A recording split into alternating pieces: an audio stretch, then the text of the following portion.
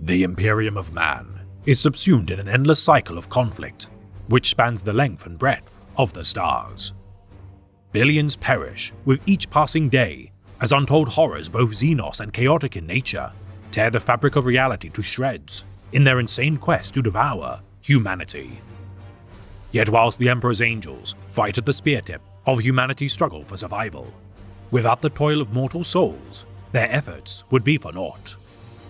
For today, we shall elucidate the regiments of the Noble Guard who stem the tide of darkness with grit, tenacity, and sacrifice. The mortal soldiers of humanity, the Astra Militarum.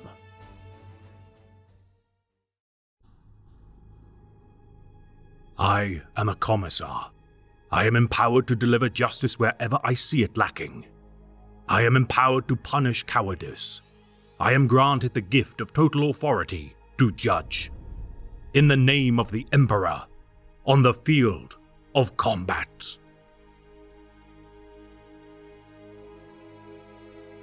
The Imperium of Man encompasses untold billions of souls, each divided into castes of soldiers, bureaucrats, and laborers.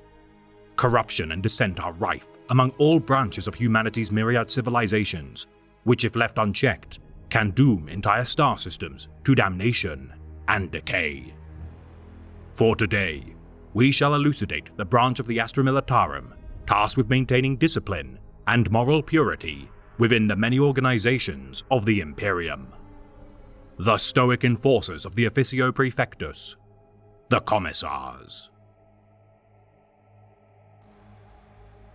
Following the outbreak of rebellion during the tumultuous era of the Horus Heresy, reforms were required to reorganize the Imperial Army to replace the Adeptus Astartes as the military vanguard of humanity. The misuse of the Legiones Astartes had torn the galaxy asunder. Hundreds of thousands of genetically enhanced super soldiers, now empowered by the ruinous powers, had been let loose across the stars and claimed fiefdoms of their own to practice their dark arts. No longer could the Space Marines be unrestrained, for should another fracture of the Imperium's beliefs incite more infighting among the ranks of the Astartes, disaster would surely follow suit. Dividing the Imperial Army into two distinct branches, the Astra Militarum and Navis Imperialis, no longer destined to be stationed on garrisoned worlds, these mortal souls now bore the burden of reclaiming the Imperium's vast domains from the clutches of Xenos and heretics alike. Yet the legendary discipline of the Astartes had earned them the reputation as warriors who knew no fear, and the officials of the Imperium knew all too well the vulnerable mental states of the rank-and-file soldiers of its mortal military. In order to wage war effectively, a new breed of officer class would be required to enforce the Emperor's will and root out cravens who fled from the front lines. Drawing from the teachings of the disciplined masters of old, these bespoke taskmasters were known as the hunting eagles of the Imperial Army, who tracked down and hunted any who dared to betray their oaths to the Emperor. Said to have wielded electro-scythes when enacting summary execution of deserters, for all their efficiency in culling the cowards of the Imperial Guard, their sparse numbers could never have hoped to stem the tide of betrayers who had turned their back on the Imperium during the Great Civil War. Thus it was decided that every regiment, every naval vessel, and government cabinet would incorporate a dour representative of the master of mankind's wrath, the Commissars. Organized to stand as the incorruptible and merciless antidote to the insidious poisons of chaotic influence and Xenos sympathy, the Officio Praefectus, known colloquially as the Commissariat, began their eternal duty to dispense the Emperor's judgment upon those who dared to turn from his light. Executing millions of souls within the first years of their service, the bloody reclamation of the corrupted domains of the Imperium required nothing less than extreme measures in order to stem the tide of chaos. Traitors lurked within every holdfast and starport, the bolters of the Commissariat never wanting for targets to expunge. For until the foundation of the Emperor's Holy Inquisition, the task of cleansing heresy from the galaxy, root and stem, would remain the Officio Praefectus's solemn duty. Earning a reputation as perhaps the most uncaring and stern organization within the Imperium, the Commissariat benefits from near unimpeachable authority in matters of purity. For 10,000 years, these dour souls have maintained their vigil, with no request for reprieve, resolute in their duty to stand against the malign influence of chaos.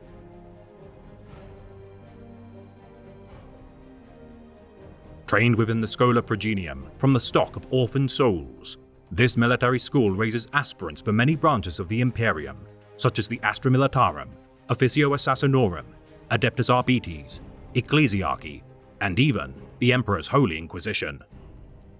Physically and emotionally demanding in their methods of tutoring, the drill abbots of each schola weed the weak from their students by subjecting them to harsh military exercises, hand-to-hand combat drills, studies of piety, and marksman training.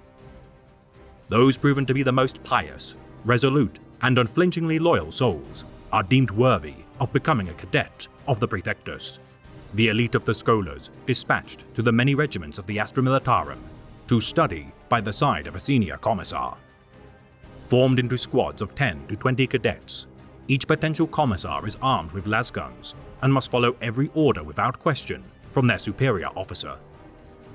Well respected by the commanders of the guard, by virtue of their ferocity in battle, even at the humble rank of cadet, these souls have been trained in excess to even the most elite forces of the Astra Militarum.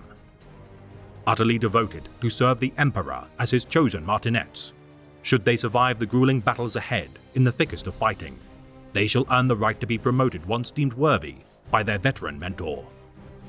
Idealistic and totalitarian in their loyalty to the master of mankind, these taskmasters of the Imperium shall earn reputations as both heroes and tyrants in the eyes of their peers, for it is the pledge of a commissar to do what is necessary, no matter the consequence.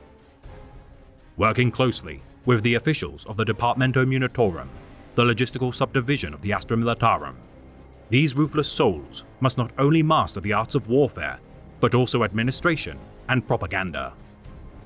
Assigned not only to Astra Militarum regiments, but also planetary defense forces, known as local commissariats, while subordinate to the Astra Militarum, these smaller branches of the Officio are empowered with enough means to maintain courage in the hearts of their men and to purge those who defy the decrees of the Emperor. Bespoke local branches of the Officio Praefectus, such as the Chalist Commissariat of the Calixus Sector, bear the laurel-wreathed Chalice badge imparted by Lord Sector Marius Hax, and monitor the sector's PDF units and planetary governors for signs of heresy. Also of note are the Vervan Primary Commissariat, or VHPC, within the Sabbat World sector, who act more alike to a secret police force. Regardless of their station or size of their forces, each commissar of the Imperium are among the most autonomous powers within the galaxy, able to declare judgments on the wicked as agents of the Emperor. Due to the Officio Praefectus' nature as a subdivision of the Departamento Munitorum, each commissar, no matter their rank, serves under the jurisdiction of the Lord Commander Militant of the Astra Militarum. The highest achievable rank within their organization, Commissar Generals, rewarded only to the most distinguished veterans of their creed. Responsible for the assignment of fledgling junior commissars to each Astra Militarum regiment, each and every cadet of the Officio is promoted personally by a Commissar General. PDF Commissars oversee all branches of the Imperial military, though exception is given to the members of the Adeptus Astartes, Adeptus Mechanicus, and Adeptus Sororitas due to their independent nature. Typically, each Planetary Defense Force Commissar is many years in age to better capitalize on their vast experiences during their service, with some on rare occasions being appointed as a disciplinary action. Though assigned as the only commissar of their rank for an entire world or even subsector, their role is largely ceremonial in nature. Many know not of their existence within the domains they are stationed, for local commissariats often bristle with their interactions of the senior members of the Officio Praefectus over matters of jurisdiction, which has on some occasions led to the execution of locally appointed commissars by their superiors. Lord Commissars are among the most esteemed of their order, their title achieved through decades if not centuries of diligent service and brilliant battlefield victories. seen by the guardsmen of the Astra Militarum as near mythical figures.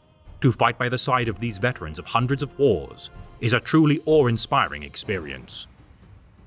Colonel Commissars are unique in their appointment, for they bear the authority to command entire regiments of the Astra Militarum.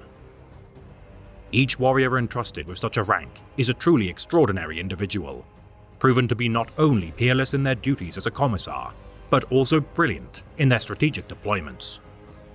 Commissar captains act as intermediaries for the commissar generals and their junior-ranking peers, often serving at a regimental level of authority, though such a rank varies in the command entitlement they may receive. Commissars are the standard rank of the Praefecture, and act not only as officers of the military, but also political figures, enacting the will of the Departamento Munitorum and the Emperor. Junior commissars are subordinate to their fully commissioned peers and lack their jurisdiction, yet are crucial in aiding their mentors' duties of investigating potential outbreaks of rebellion and execution of the more petty dissidents of the Imperium. Cadets are identified by their use of blue trim on their uniforms, rather than red, and adorn their caps with emblems befitting their fledgling rank. No set duration for their time spent as cadets exists, for it is up to the discretion of their mentor as to when they can ascend to the rank of junior commissar, and should they fail to meet the standards of a true commissar, they are dispatched to the penal legions, or even rogue trader vessels. Each commissar benefits from being armed with among the most well-crafted regalia and protective equipment. Their standard uniform, consisting of greatcoats adorned with gold and red epaulets, red lining on their collars, cuffs, black combat boots, and trousers. Their black undercoats trimmed with either red or gold finery.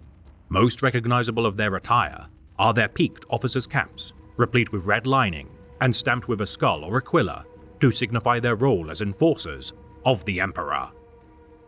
Utilizing additional flak combat armor, such as breastplates decorated with finery alike to their caps, it is not uncommon for commissars to carry devotional tokens such as pendant aquillas, gospel manuscripts, or war manuals into battle. Issued bolt pistols and chainswords as standard, first entrusted to their care during their commissioning ceremony once graduating the Schola Progenium. Within each high chapel, these immense weapons are blessed to temper the machine spirits within, before they claim their first kills. Commissar cadets, not yet worthy of full membership within the Order, carry lasguns or autoguns, whilst touring with their respective Astra Militarum regiment, often adopting elements of their assigned regiment's uniform into their panoplies.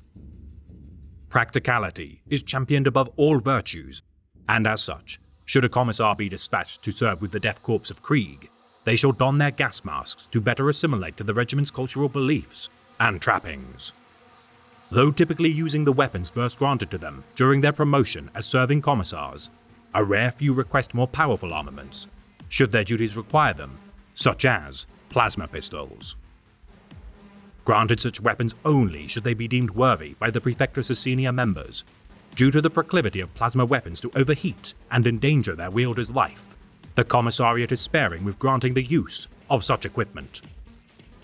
On rare occasions, some commissars eschew bolt pistols for rifle variants and replace their chainsword with power weapons, for should they blunt the teeth of their inaugural weapon, they are often deemed worthy of more sophisticated alternatives. The rarest of all power weapons used by the Commissariat are power fists, for the use of these bludgeoning tools are extremely difficult in the hands of most mortal soldiers. Yet of all the tools at the disposal of a commissar, their voice alone is the most powerful of all. For to defy the commands of a member of the Officio Praefectus is to defy the Emperor himself, and few are so bold or foolish enough to utter such flagrant objections to his will. To each and every member of the Astra Militarum, the sight of a commissar's bolt pistol instills anxiety and fear within their hearts, for once drawn, it is a foregone conclusion that it shall not be holstered until a new victim has been claimed. Responsible for maintaining the moral purity and spiritual devotion to the Emperor above all, while the majority of those culled by the commissars are enlisted grunts and non-commissioned officers, it is by no means uncommon for high-ranking commanders, or even planetary governors, to overstep their authority and receive a bolt round for their hubris. Using execution not only as a reminder of the victim's compatriots of the price of cowardice, such acts of unwavering devotion to uphold the laws of the Emperor can also inspire the more zealous soldiers of each regiment to fight with even greater ferocity. The presence of a commissar alone often all that is required to maintain order and discipline within even the most frantic of engagements. Only the weakest souls shall turn tail and run, leaving their exposed backs as target practice. Should a commissar fail to instill the requisite fear into the hearts of their men, they shall be murdered in the ensuing mutiny of their charges, their death a sufficient cost for their failure in their duty. Assuming leadership positions when required, should their judgment require the execution of a regimental sergeant, lieutenant, or on unique occasions, even generals, the zeal of a competent commissar has proven them worthy of commanding entire regiments under their own banner. Most legendary of all commissars is the tale of Sebastian Yarrick of the Steel Legion. His defiance to submit the hive cities of Armageddon to the clutches of the prophet of Gork and Mork, Gazgul Mag Uruk Fraka, inspiring all who fought on its soil to new heights of piety. Colonel Commissar Ibram Gaunt of the Tanith 1st Regiment, for his unimpeachable service, has earned him the highest operational rank within the Astra Militarum, Lord Militant. His defiant nature and refusal to allow the legacy of Tanith to be lost, earning him the moniker, the People's Hero. Commissar Caiaphas Cain is among the most lauded heroes of the Imperium due to his over 2 centuries of combat duty, despite records of his death on multiple occasions, leading the Departamento Munitorum to mandate a standing order that Cain shall forever remain on active duty rosters in order to inspire the wider Imperium. Maintaining close ties to the Emperor's Holy Inquisition, due to their proclivity to uncover chaos plots and incursions, should the various orders be unreachable for aid, it is the sole duty of each commissar to put an end to heresy. Requisitioning propaganda from the Adeptus Administratum during protracted sieges and times of strife, a single moment of doubt can lead to widespread insurrection, and so each commissar must bolster each citizen's faith in the Imperium. Delivering speeches to inspire their forces before the slaughter of battle commences, their oratory skill remains crucial even in the thick of battle, as their battle cries and rehearsed litanies of the Lectitio Divinitatus can be heard through artillery barrages and the screams of the dying. Their devotional prayers often inciting rivalries between themselves and the priests of the ecclesiarchy, each in turn competes to exceed each stirring diatribe against their foes, or rousing declaration of piety. Wary of sanctioned psychers and members of the Adeptus Astra Telepathica, the Commissariat must watch for signs of chaotic possession at all times, and are often liberal in their interpretations. Better to execute an innocent than allow the chance for a demon host to spread its malign influence. Establishing information stations to funnel reports of civilian sightings and activities of Xenos sympathizers and co-conspirators, the Commissariat never falter in quelling uprisings long before they burgeon. For the Imperium of Man is a gargantuan machine, rife with turmoil, and the only cure for the failings of mortal men is the heavy hand of the Emperor's disciplinarians. Winning is everything, but the trick is to know where the winning really is. We're political animals, Ibram. Through us, if we do our job properly, the black and white of war is tempered. We are the interpreters of combat, the translators. We give meaning to war, subtlety, purpose even. Killing is the most abhorrent, mindless profession known to man. Our role is to fashion the killing machine of the human species into a positive force. For the Emperor's sake. For the sake of our own consequences.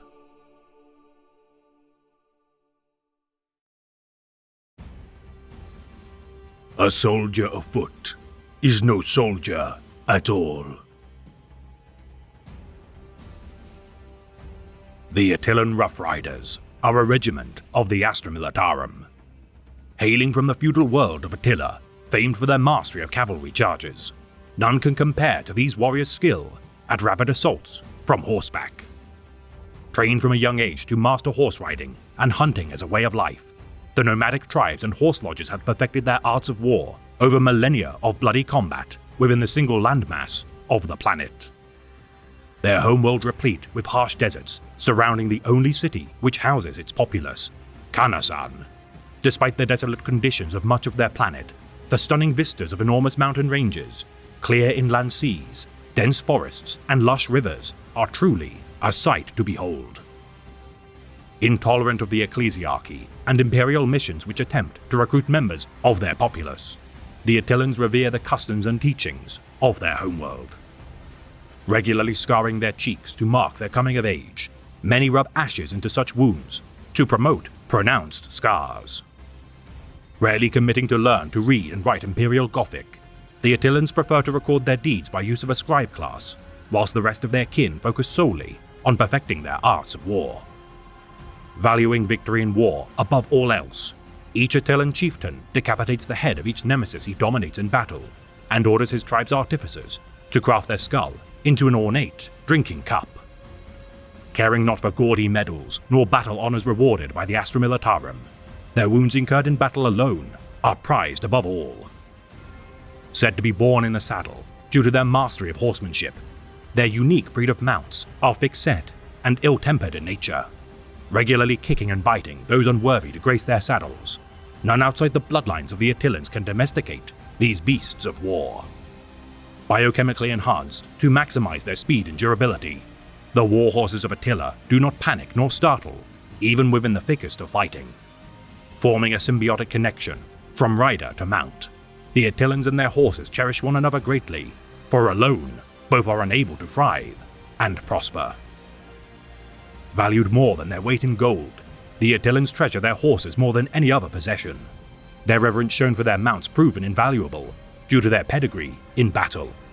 Drawing blood from them to sustain their survival during protracted campaigns, it is a testament to their bond that should a horse's lifeblood be needed to sustain their rider during adverse conditions, they regardless allow their master to sit upon their saddle to charge into the fray thereafter. Deployed to the Spinwood Front campaign within the Calixus sector, Lord Marshal Ganzeric of the Macabian Janissaries highly prizes these warriors as essential to his shock assault operations.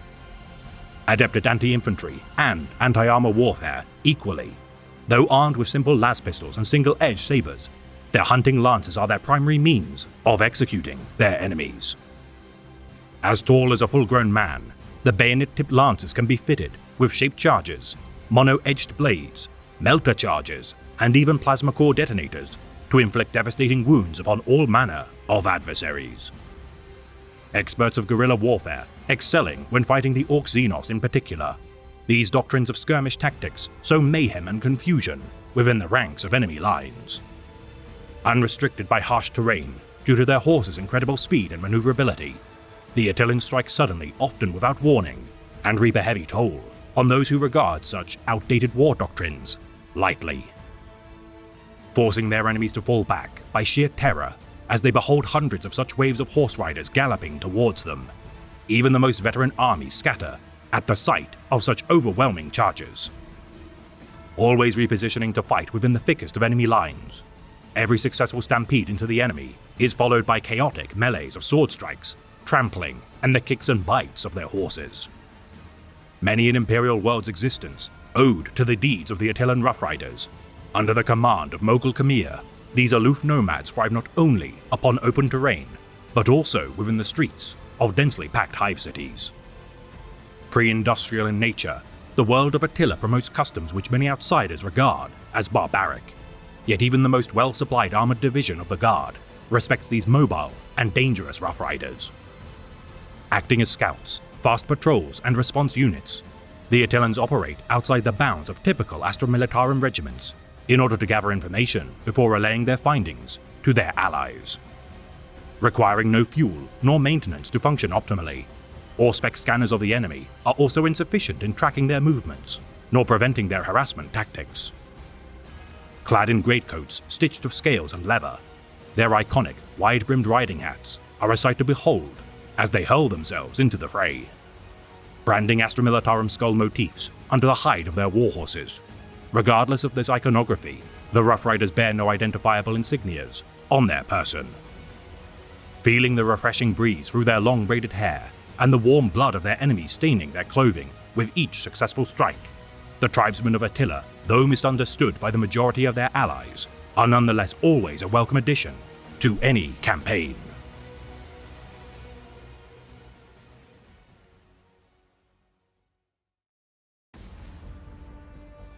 This is not a foxhole. This is the rich earth of my world.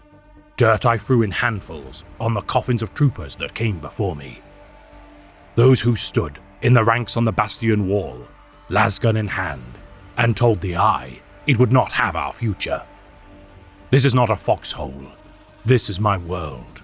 This is not a foxhole. It is my home. The place I have shared with my comrades, eating, laughing. A hole that does not feel empty, for we fill it with light and courage, and where I have seen them pass into the Emperor's light. This is not a foxhole. It is my home. This is not a foxhole. It is my fortress. It is home, world, and casa I have dug with my own hands. A legacy that was bequeathed to me, to meet the enemy blade first as we have always, and I will not leave it, not surrender it, not take one step back, for I have dug my fortress, and will hold it. For this is not a foxhole. It is a grave. The Cadian Shock Troopers are a regiment of the Astra Militarum, the most recognizable and revered branch of the Guard by no slim margin. The honor roll of these disciplined warriors is vast. Originating from the fortress world of Cadia within the Segmentum Solar, this linchpin of the Imperium's domains has been fought over for millennia, as myriad Xenos have settled its soil, benefiting from underground Necron complexes which fuel the planet's Blackstone pylon network. This vanguard against the denizens of the Eye of Terror proved invaluable in stemming the tide of chaos for millennia. Aiding in the constraint of the Eye of Terror's expanse, unknown to the Imperium for much of its colonization, its original denizens nonetheless fell victim to the thrall of the ruinous powers due to their close proximity to their domains. Noted for their violet irises, said to be a consequence of their proximity to chaos, their primitive forebears hearkening from the Age of Strife retained cultural ties to the Wordbearer's Primarch, Lorgar Aurelian, and in turn aided his pilgrimage during the Great Crusade. Ensuring the Rainmaker's fealty to the gods of chaos, their service was repaid with cyclonic torpedo bombardment to bury the evidence of their heresy.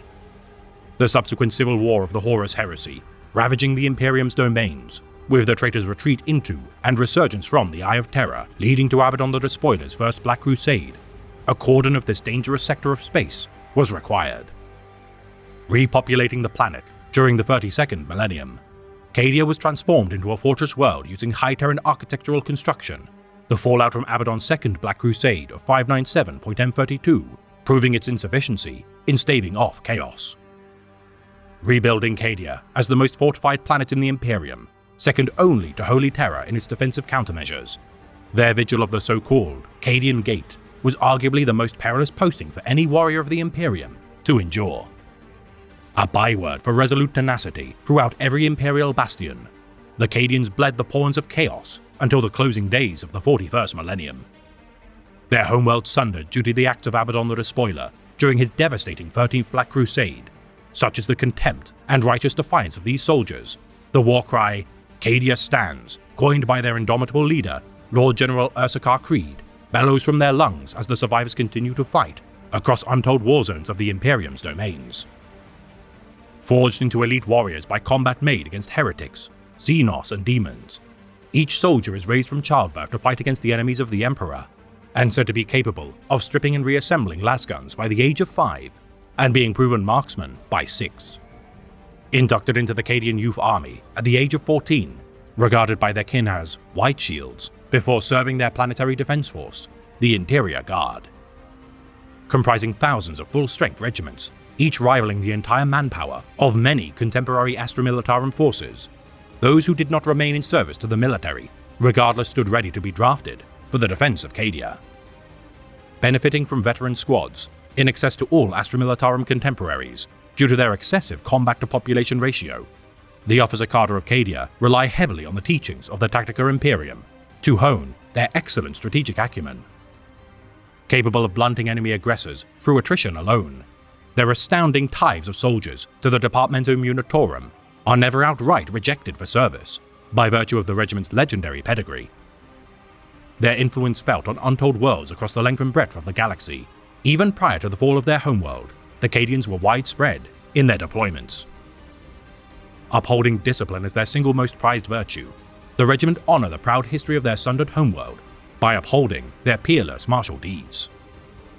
Their example so vaunted that many regiments adopt elements, if not outright copy, their battle doctrines. When reinforced by conscripts not of Cadia, such aspirants nonetheless strive to prove themselves the equals to such valiant soldiers. Trained from a young age to be wary of all who bear psychomutations and the inherent enticements of chaos corruption, their stubborn refusal to turn to the thrall of chaos is galvanized by their shame due to their failure to protect Cadia. Establishing a new base of operations within the Agrippina system under the guidance of General Maximus Octavian Gruber III, the Cadians fought the Chaos Warband, known as the Sons of Malice. Embittered towards the Cadians due to their intervention destroying their own homeworld of Skelos, the orphaned Astartes forced a last stand to be made on the ice moon of Faith's anchorage, until aid from Admiral de Armitage and the Space Wolves chapter of Astartes purged the heretics. Liberating the Agrippina system from the oppression of chaos, the industrial world of Kairos was renamed New Cadia by General Isaiah Benedict, and now stands as their new bastion.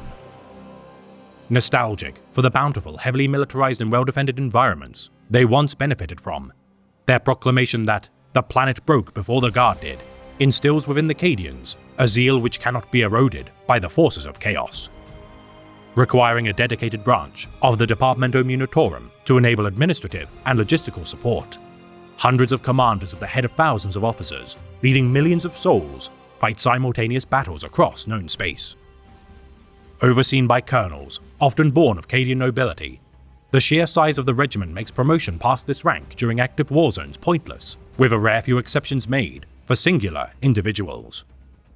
Charging into the fray, at the head of their command platoons, volleys of missiles and mortar fire herald the arrival of such imposing senior officers. Those who flee from such charges are gunned down by commissars, no matter their status. Drawing members of the commissariat born from Cadia, unlike the tradition of many regiments to be assigned outsiders, such are the remarkable deeds of the Cadians that the Departamento Munitorum allows for such favoritism when possible. Supported by company commanders, typically ranked as captains, who serve directly under the commissars, such officers benefit from smaller command units, approximately the size of a platoon. The size of each company, ranging between 100 to 400 men, 2 to 6 platoons comprise companies which rally around their command squad, spearheaded by a lieutenant. Such veterans commanding 2 to 6 squads in turn. Each squad contains 10 soldiers, led by a sergeant, armed with a variety of weapons such as las guns, grenade launchers, missile launchers, las cannons, heavy bolters, plasma guns, and melter guns. Favoring Chimera personal carriers to best unleash their forces to the front lines, command squads venture into the thick of fighting, using their voxcasters to organize simultaneous attacks. Assigning mechanized transports to any squad at its own discretion, the Departamento Munitorum also allows for additional soldiers, armor, and allied regiments to assist platoons should their need be dire. Disallowing untrained officers to lead their men, nepotism, while not disallowed, does not fester into allowing weak-willed aristocrats to lead the Cadian regiments into battle. Their commanders regarded well by all branches of the Imperium as battle-hardened and worthy leaders.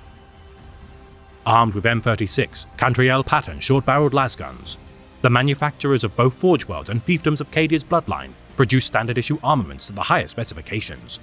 For while their arsenal is by no means potent compared to many elite forces, it is nonetheless robust. Protected by camouflage Aquila pattern helmets and flak armor, on rare occasions, war zones require the adoption of frigid environment survival suits, which pump heated air to prevent hypothermia and other such ailments when deployed to harsh ice worlds. Benefiting from heavy equipment, such as Lehman Russ tanks to destroyer tank hunters, every soldier and armament is painted with 3-digit squad numbers, with command squads requiring only 2 numbers, the lower the number denoting the most elite soldiers. The finest of their troops, known as the Kassakin, these grenadiers on par with the skill of the Departamento Munitorum's Tempesta Scions, once safeguarded the fortress world of Cadia as its premier defenders. Derived from the fortress cities of Cadia known as Cassers, each is hand-picked during their training as a White Shield. These warriors bearing the Caducadi Sea Eagle brand proudly on their necks, standing firm when even veterans of the Cadian shock troopers falter. Their endurance increased with minor biological modifications to their musculature. Each Kassakin is clad in carapace armor, typically carrying Helgun Lucius Pattern hotshot lasguns into battle. Their sealed armor deflecting small arms fire as their lasguns cut down throngs of enemies. Each sergeant is entrusted with mightier weaponry, such as power swords and hotshot las pistols. Creative in their application of frag and crack grenades, the destruction of their homeworld requires the need for the Kassakin to pass on their training regime to new generations personally, to prevent their skills being lost to time. Veteran Kassakin, prized by generals of the Astra Militarum to serve as personal commandos and honor guards. It is for the Cadian High Command to decide who is worthy of receiving squads of the greatest soldiers of the Astra Militarum. Voluntarily marching into the most deadly war zones, should a chance to avenge their homeworld present itself. No heretic is safe from the wrath of Cadia, as its vengeful children drown the horizon with their countless number. Honored beyond all by the Imperium for their stalwart vigil to cast back the endless tide of darkness. No sons nor daughters of Cadia shall rest until the dark gods are finally purged from existence.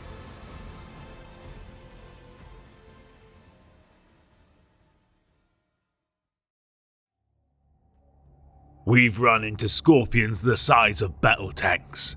3 men died from eye rot last week, and I've sweaten enough to fill a lake. Emperor help me.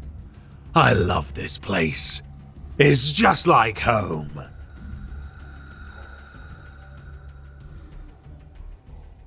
The Katakan Jungle Fighters are a regiment of the Astra Militarum serving during the 41st millennium. Drawn from the world of Katakan, more than any recruitment planet of the Imperium, this harbinger of fell creatures would mold its people into hardy souls. First colonized during the Dark Age of technology, the world of Katakan, at first account, seemed near paradisal due to its lush green flora and bountiful rich soil. Yet underneath the canopies of enormous trees, among the deadliest ecosystems known to man, harbored great predators.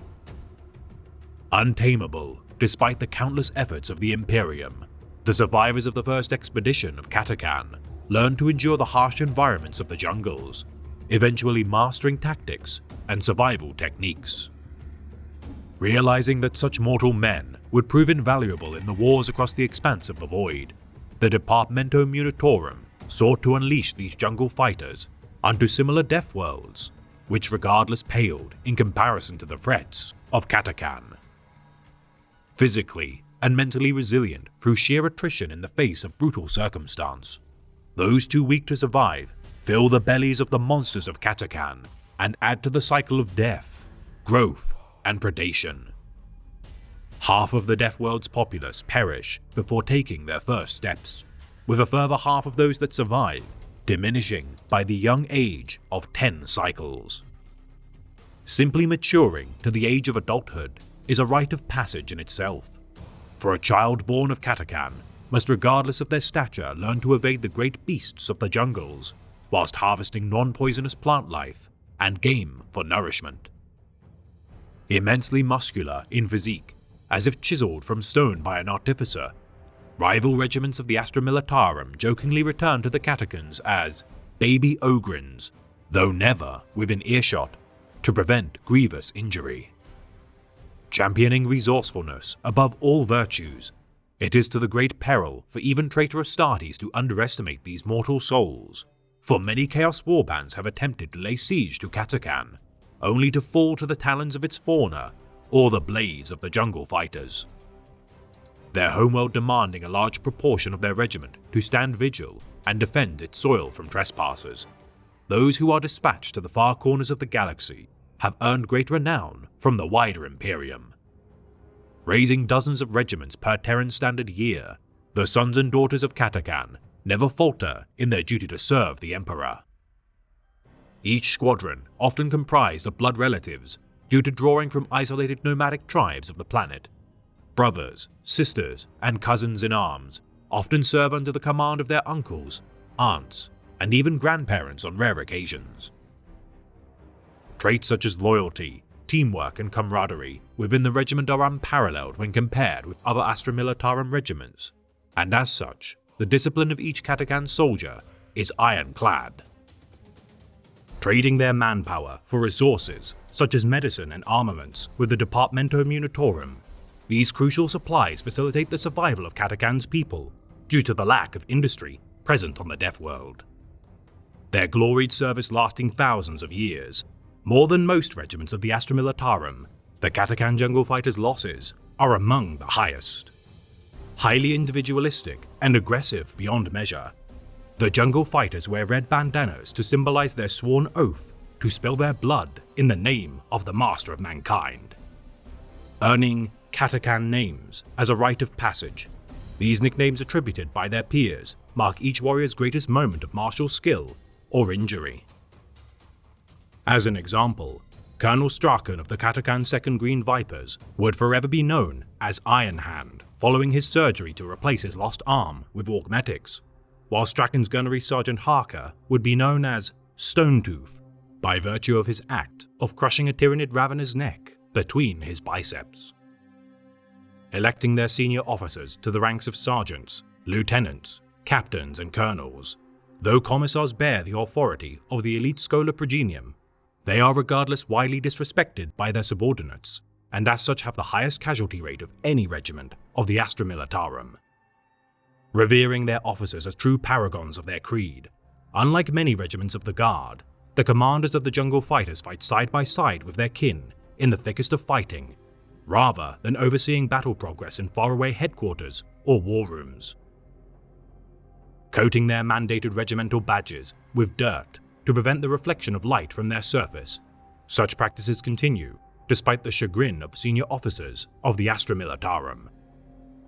Unwilling to utilize armor due to the risk of dehydration in sweltering hot climates and decreased mobility, the Jungle Fighters utilize flak armor vests only in the extreme. Deploying stummer devices to absorb sound around their movements. With the use of grapnel launchers, the regiment swiftly entrench positions and sniper nests as their advancing waves wade through thick foliage and hazards. Disdainful of more gaudy symbols of military heroism such as medals, filigree, or dress uniforms, high-ranking Jungle Fighters distinguish themselves using tattoos and bearing knives of increasing size and craftsmanship. For warriors fortunate enough to survive a decade of service to the regiment, each shall tattoo dagger iconographies onto their flesh, with skulls symbolizing half a decade of such veterancy. The standard issue Katakan Fang, wielded by the line infantry of the regiment, its sharp edge of 20 inches of steel is revered by all subjects of the Imperium due to its iconic design. Smaller, black-tinted Night Reapers are better suited for infiltration missions requiring espionage, and when coated in vicious poisons, wounds inflicted by its blade are near impossible to close nor heal. Finally, the largest variant knife, known as the Devil's Claw, is an armament bequeathed only to the regiment's Devils. Its size more befitting the title of a short sword due to its length of between 3 to 4 feet long, the Devil's Claw's reputation is regarded by even Xenos races, with the Greenskins regarding them as the Cutters. The blade's center hollowed out and filled with mercury to increase its swing when cutting. On a rare few occasions, the most senior officers bear power swords mimicking the design of the Devil's Claw. Fighting with las carbines of the Mark IV design, these lightweight close-range weapons are suited well for the tactics of ambush and traps favored by the regiment. Wielding flamers and demolition charges capable of devastating carnage, the warriors of Katakan often proclaim that such volatile weapons would never dare to harm a warrior of their creed, and are often seen by other regiments as arrogant brutes.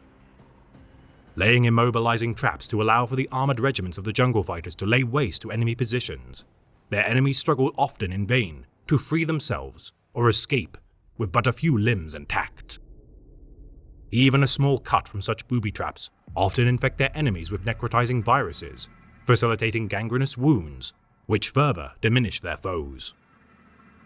Such hostile environments replete with deadly toxins, encouraging vast amounts of field chirurgeons to be trained in the use of medicinal treatments for such infections, for there is no shortage of poison among the countless thorned vines and jagged plant lives of Katakan.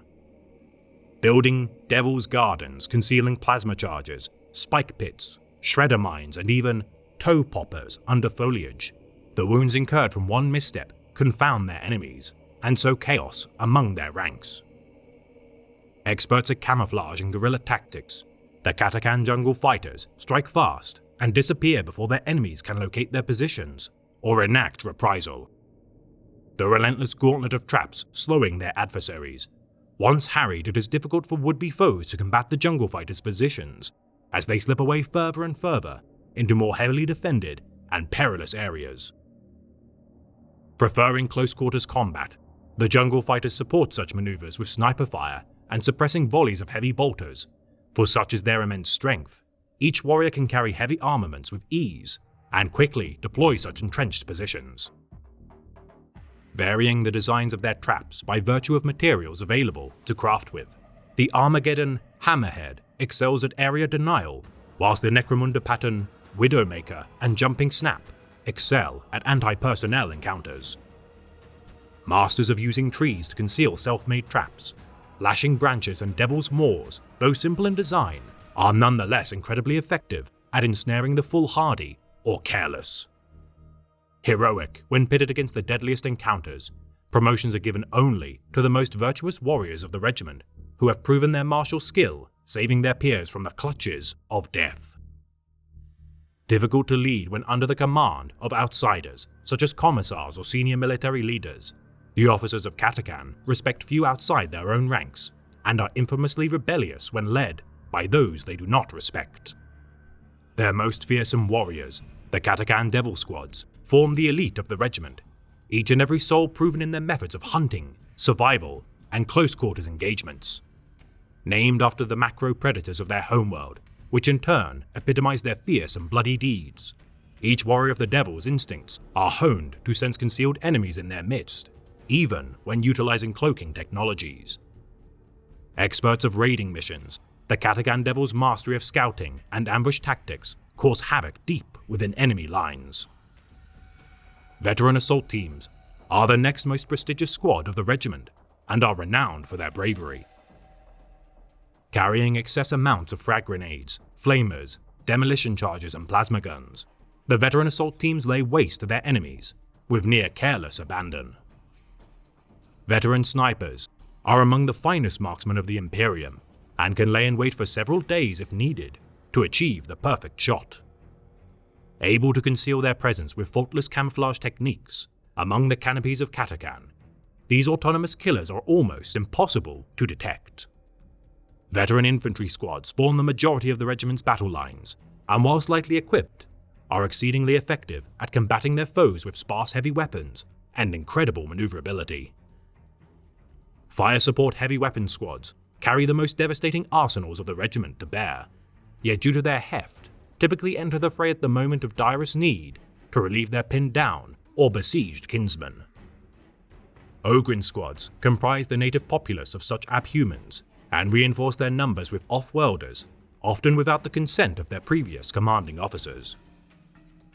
Treasuring their innate values of loyalty, determination, and their imposing size, the Katakans, unlike many regiments, do not look down upon such gentle giants, and instead encourage them to fight at their side in the name of the Emperor. Fielding few armored divisions of heavy vehicles due to their slow movement and impracticality when incorporating their battle doctrine, the Katakan jungle fighters instead heavily utilize Sentinel Scout Walkers. Each Sentinel squad roves the harsh terrain of the battlefield and unleashes purging fire from their heavy flamers as their chainsaws carve through the foliage of Katakan and similar jungle environments. Fitted with extra armor plating and sporting camouflage, the innovative modifications to the Sentinel Walkers are the envy of many a lowly guardsman. Veteran patrols specialize in raiding behind enemy lines, sowing confusion and mayhem before the main assault forces of the regiment bring their strength to bear. Rough Riders of the Catacans charge into battle atop massive reptiles native to their homeworld, and strike fear into the hearts of any unfortunate enough to be in close proximity to their jagged and sharp teeth. And finally, mortar heavy weapon squads rain death from above while settled under the protective canopies of their jungle environs. Containing threats with relentless barrages, the mortar squads relieve forward assault positions of enemy advances and pin down enemy positions for their brethren to swarm. Present during the First, Second, and Third Tyrannic War, Third War for Armageddon, Spinwood Front, and countless other campaigns, the warriors of Catacan have accrued battle honors and esteem to match even the most distinguished regiments of the Guard. Their experience facing the Tyranids among the most effective in countering the Great Devourer, the regiment has also staved off invasion of their homeworld from the Chaos Lord Rallafrax of the 8th Legion. Earning many glories as they embarked from the confines of their homeworld, regiments such as the Green Vipers, Screaming Devils, Swamp Rats, Scorpion Fangs, and Waiting Death continue to harry the enemies of the Imperium. Accustomed to danger from birth, and forever vigilant to the threats posed by their surroundings, it is no exaggeration to state that the jungle fighters of Catacan exist in a perpetual state of peril, with no concept of peace nor sanctuary. Their stature as mortals nevertheless praised throughout the length and breadth of the Imperium as warriors of legend, casting back the tide of darkness with only their vicious blades, cunning, and steely determination.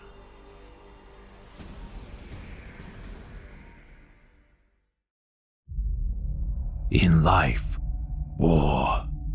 In death, peace. In life, shame. In death, atonement. The Death Corps of Krieg are a regiment of the Astra Militarum, serving during the 41st millennium. Drafted from the hive world of Krieg within the Segmentum Tempestus, the history of the regiment would be steeped in shame. A once thriving hub of trade and industry populated by billions, as time passed, the aristocracy of the planet, now bloated by wealth, became corrupt by the opium of power, causing its factories to spew poisonous smog as its wilderness became choked by the noxious fumes of industry. The Council of Autocrats conducted petty vendettas against one another as its ruling oligarchs strove for new heights of degeneracy. Paranoid of any who might sunder their dictatorship, the hive cities of Krieg began to fortify their defenses in earnest and recruited private militaries to protect their borders. Krieg, now enveloped by a vast ring of steel within its orbit, their ties to the Departamento Munitorum began to decrease as they jealously clutched tightly to their homeworld's resources. The High Autocrat of Krieg declared martial law across the planet and renounced the Emperor of Mankind during 433.M40. Civil war broke out across Krieg, with only High Ferrograd surviving the purge of the planet's loyalist elements under the command of the future colonel of the 83rd Regiment, Jurten. Forming a political coup to overthrow the Council of Autocrats and their de facto planetary governor, Jurten's actions rallied the remaining loyalist Kriegsmen to resist their heretical overlords. No fleet of the Imperium would be dispatched to absolve Krieg of its heresy, and so it was that Colonel Jurten must retake the planet alone. Resolving to permit Krieg's destruction should be made in the name of the Emperor, Jurten, with the aid of his Mechanicus ally, Archmagos Griel, unleashed forbidden armaments within the bowels of High Ferrograd. On the day of the Feast of the Emperor's Ascension, Jurten fired atomic weapons upon Krieg's surface to purge the heretics from its soil. Blanketing Krieg with radioactive fallout, the vast populace watched its ecosystem die as cleansing fire and bitter nuclear winter claimed billions of lives. The purging had been successful, yet Krieg was now a shadow of its former glory as the now evened odds of traitors and loyalists continued their civil war, driving the survivors of the fallout underground into the bowels of the hive world. To this day, future generations exist among the most deprived environments of the planet. Yet Colonel Yerton would not allow his people's legacy to be unworthy of the Emperor's light. Continuing his purge for centuries before perishing, Colonel Yerton had sealed the fate of his people to be the embodiment of endless, grueling war. The crucible of the self-made Deathworld changed Krieg's culture to that of war eternal. Its populace from cradle to grave embodying the notion that all they were bred to do was to fight in the name of the Emperor. Dubbed as the Death Corps, the stark figures clad in rebreather masks and long trench coats endured the suffering inflicted by their homeworld until the planet's traitors were expunged. Under orders of the Imperium of Man, the slain High Autocrat's name was purged from Imperial history by decree of the Edict of Obliteration. For whilst Krieg was loyal once more, it now held no value to the margins of the Administratum. What worth was a barren world already proven susceptible to the taint of betrayal? Only one commodity of value remained: the Death Corps. Forged through half a millennia of bitter civil war, the Death Corps of Krieg had mastered the tactics of attritional, stubborn siege warfare, their bayonets coated in the blood of their own duplicitous kinsmen. Inducted into the fold of the Astra Militarum during 949.M40, the Kriegsmen gladly tied its people to fight for the Imperium as an act of penance. Demanding one regiment of troops for the Imperial war effort, the Departamento Munitorum would be shocked to receive 20 regiments for immediate deployment. Equipped, trained, and hungry for war, these zealous soldiers would prove to be among the most loyal and dependable militaries of the Guard. Requesting to be sent to the most hazardous and dangerous war zones, the Death Corps did not shy away from glorious death made in the name of the Emperor. Founding subterranean cities beneath the soil of Krieg, the homeworld of the Death Corps toiled endlessly to manufacture and equip endless reinforcement soldiers, as training grounds drilled new recruits without end. Issuing commissars to command this new breed of soldiers, the elite officers of the Imperial Guard reveled in their service commanding warriors of such indefatigable purpose. Proving superior to the vast majority of their contemporary regiments of the Guard, the Death Corps swiftly achieved notoriety and respect for their faultless performance. Whether deployed to polluted ash worlds, radioactive wastelands, or chemically dangerous hives, any stalemate of war could not hope to defy the march of the Death Corps. Enforcing maximum recruitment tithes upon the masses of Krieg, the Departamento Munitorum wasted no time in exploiting the Death Corps' martial prowess. While other worlds in the fold of the Imperium produced materials, agriculture, and technological marvels, Krieg created only soldiers. The High Lords of Terror decreed that any actions taken to obstruct Krieg's continued tithes would be punishable by death. So valuable was the Death Corps' willingness to plunge headfirst into the meat grinder of war. Allowing for the use of eugenic policies within the populace of Krieg to weed mutations from their ranks and facilitate purebred warriors, the universal conscription of Kriegsmen is further bolstered, utilizing the Vitae womb birthing technologies, which create Kriegsmen at an accelerated rate. Despite the disdain of the major biologists in using such forbidden technologies, the war world of Krieg is beyond reproach due to its generous tithes of soldiers. Raising tens of millions of Death Corps recruits per standard year, Krieg exceeds the tithing of even the most efficient contemporary planets tenfold. Several Mechanicus biologians believe such warriors to be little more than boys by the time they have been inducted to the ranks of the regiment, for many speculate their use of gas masks hides their youthful features in order to allow for their hastened deployment to the war zones of the Imperium. Selecting such men soon after their birth, they shall know only war, as their extremely high rates of fatalities during their training weeds the weak from their ranks. Breaking their minds in order to reforge them stronger of will and purpose, their mere survival as a child born within the death world of Krieg is proof enough of their constitution. Digging trenches, clearing minefields, and conducting mock battles within the radiation-soaked battlefields of their former civil war, the cadets of the Death Corps prove their merit through thankless toil. Embodying a near unbreakable standard of discipline among their men, the Def Corps operate rarely removing their gas masks due to their invaluable utility in protecting their wearers. Similar in appearance to the famous Armageddon Steel Legion, their widespread use of long trench coats and skull iconography emphasizes their dour and grim reputation. The officers of the regiment embellishing their armor with flourishes of ornamentation. For the majority of the regiment, their uniforms bear only marginal variation in design or color scheme.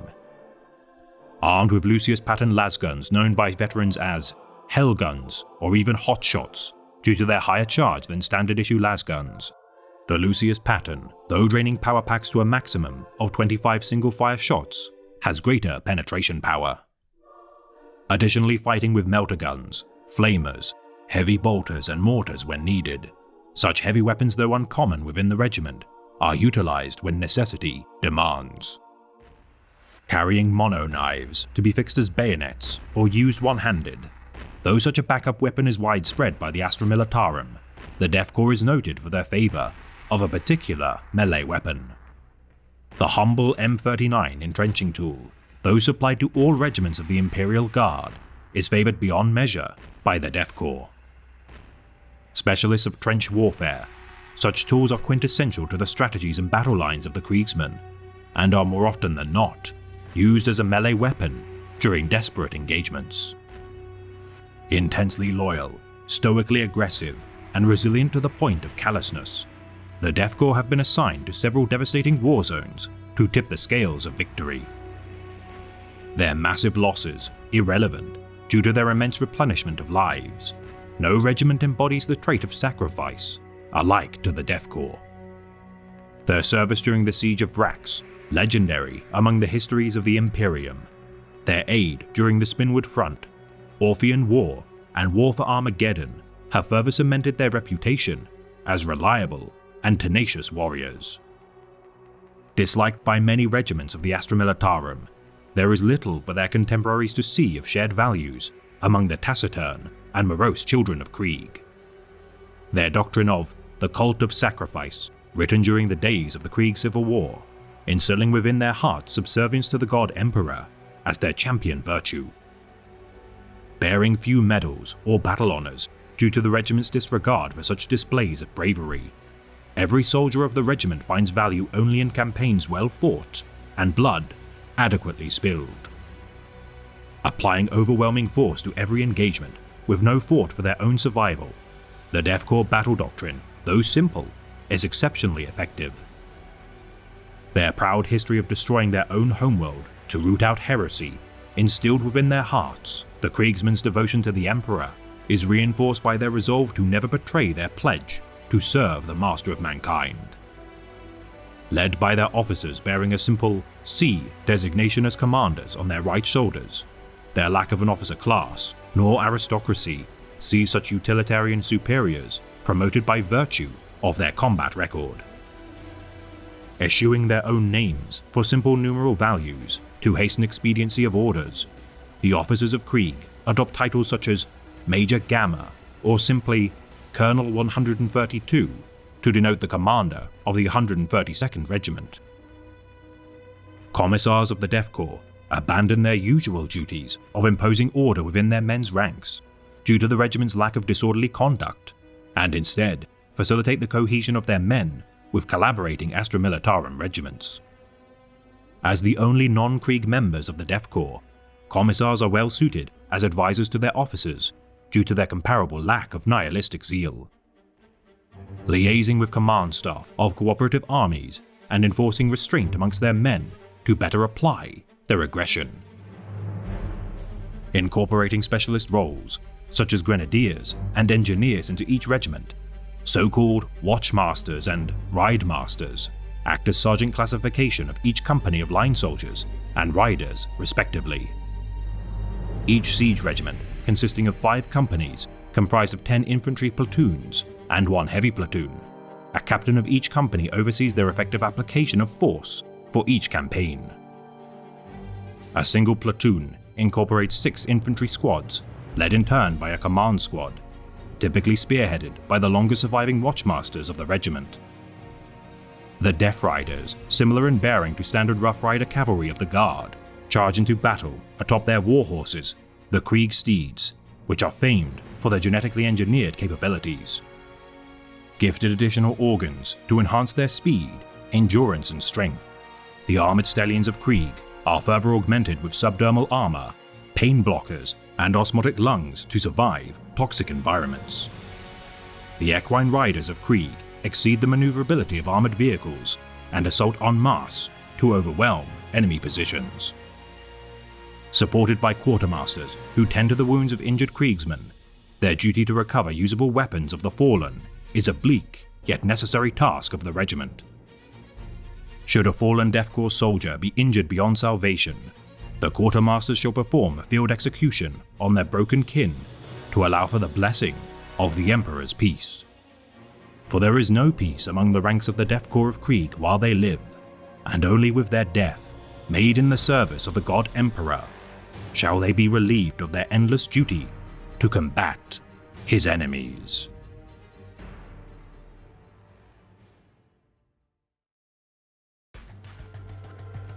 The enemy commanders think themselves safe from the Emperor's wrath behind kilometers of fortifications and legions of warriors. They did not account for us. Make your peace with the Emperor, men. We drop in 2 minutes. The Elysian Drop Troops are a regiment of the Astra Militarum serving during the 41st millennium. Recruited from the viridescent and lush world of Elysia, it is a rare sight for any regiment of the Imperium's war machine to field aerial assault infantry, especially for an entire regiment. Prized by all branches of the Imperial Guard, the Elysian Drop Troops have earned a reputation as invaluable additions to any ongoing campaign. Each member of the regiment a volunteer of their homeworld.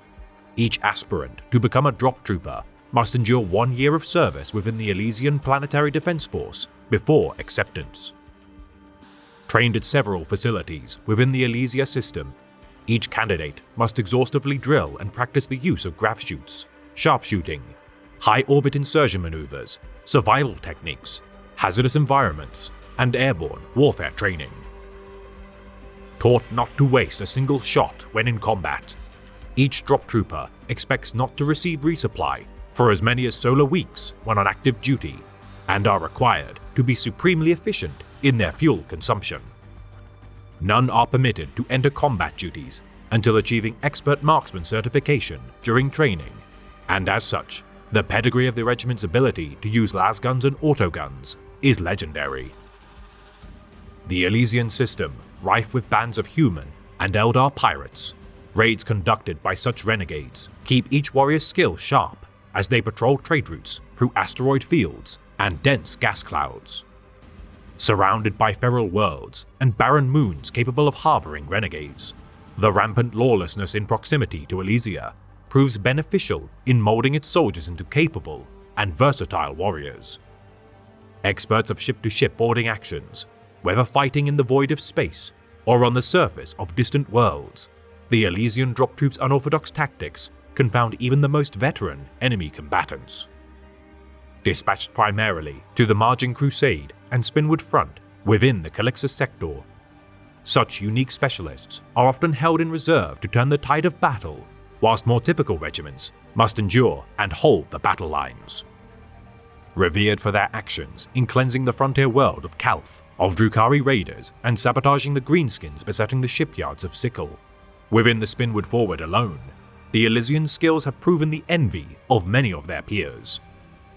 Deep striking into the thick of enemy positions and wreaking havoc with their array of armaments, no other rapid response human infantry divisions can match the efficiency and speed of the Elysians. Armed with Mark IV Akatran pattern lasguns and Mark XII carapace armor, the standard service equipment of these drop troops, when compared with other branches of the Imperium, such as the Emperor's Holy Inquisition, is considered a symbol of status and immense wealth.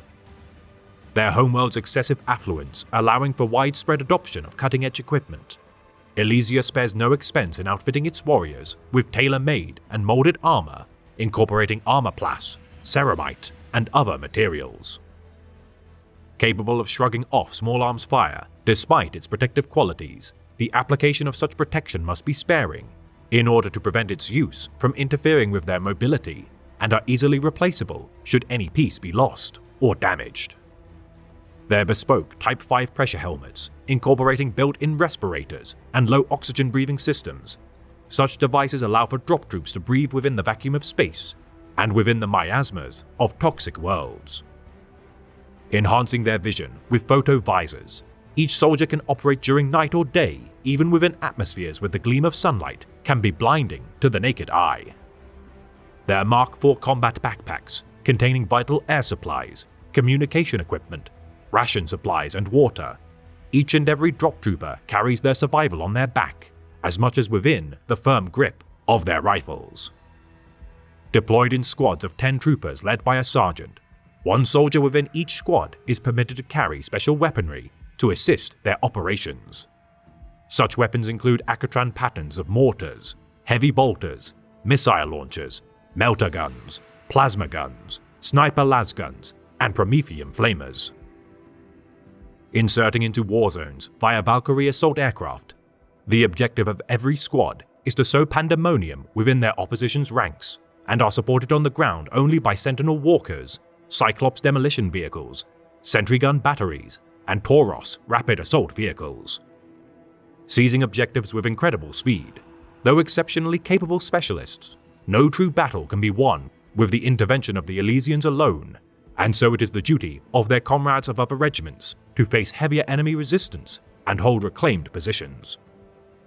Alike to a surgical scalpel, rather than a sledgehammer, the Elysian drop troopers work well with the Aeronautica Imperialis branch of the Imperial Navy by supporting their heavy armor divisions.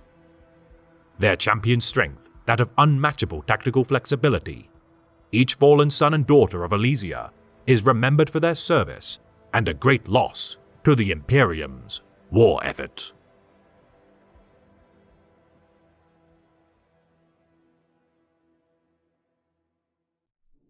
In all things do we take the example of St. Drusus, who the Emperor saw fit to return from death to continue service in his name. We endure hardships, as Drusus did. We show no mercy, as Drusus did. We drive back the darkness beyond his realm, as Drusus did. The Maccabian Janissaries hail from the planet of Maccabius Quintus, a bitterly cold shrine world within the Calixtus sector. The origins of the Astra Militarum Regiment are built on the foundations of their venerated hero, General Drusus. Honored as an imperial saint for his service during the Angevin Crusade, General Drusus would lead the conquest of the Calixtus Expanse as its Lord General Militant during the 39th millennium.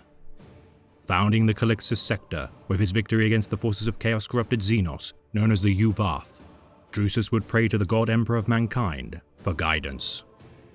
Assassinated during the campaign, Drusus would be resurrected by the will of the Emperor, as his assailant would be torn apart by holy light. Imbued with the power of the Master of Mankind, Drusus the Living Saint would annihilate the remaining dregs of the Uvarth Xenos, with his deeds inspiring the founding of an elite regiment molded in his image. Zealous and pious warriors, wearing the silver death mask of their patron, the Maccabian Janissaries comprise of only the finest warriors of the Maccabian militia. Armed with few resources and hardened by their harsh climate, the Janissaries are driven by their faith in order to endure any hardships, alike to their venerated hero of legend. The shrine world a site of pilgrimage to the most pious of souls within the Calixtus sector. Only the purest in spirit shall ascend to the ranks of the Janissaries. Deployed upon the most distant and perilous campaigns, the Maccabian Janissaries reject the temptations of fell powers and give praise to the Master of Mankind for their holy purpose. Never returning to their homeworld once deployed, the Janissaries seek only to expand the borders of the Imperium to bring the light of the Emperor to a wicked galaxy. Clad in flak armor of artificer quality, each warrior of the regiment is a peerless marksman trained to form meticulously organized battle lines. Preferring to unleash volleys of lasfire upon their enemies, the Janissaries rarely retreat from battle and are immune to the fear of death. At the forefront of the Imperium's most dangerous campaigns, the Maccabian Janissaries pledged to fight for the glory of the Emperor and their holy cause. Stationed within the periphery subsector as part of the Spinwood Front, the Maccabians would fend off Orc and Drukhari invasions and form the core of the Astra Militarum defense force. Calling to enact a war of faith against the Severan Dominate of Duke Severus XIII, with the regiment's commitment to hold the line of the Spinwood Front, the zeal of the Janissaries is held in check only by their holy quest to defend the Shrine World and its surrounding planets. For they shall not relent in their praise of the God Emperor of mankind, nor their holy mission to purge all acts of heresy and corruption within the Calixis sector.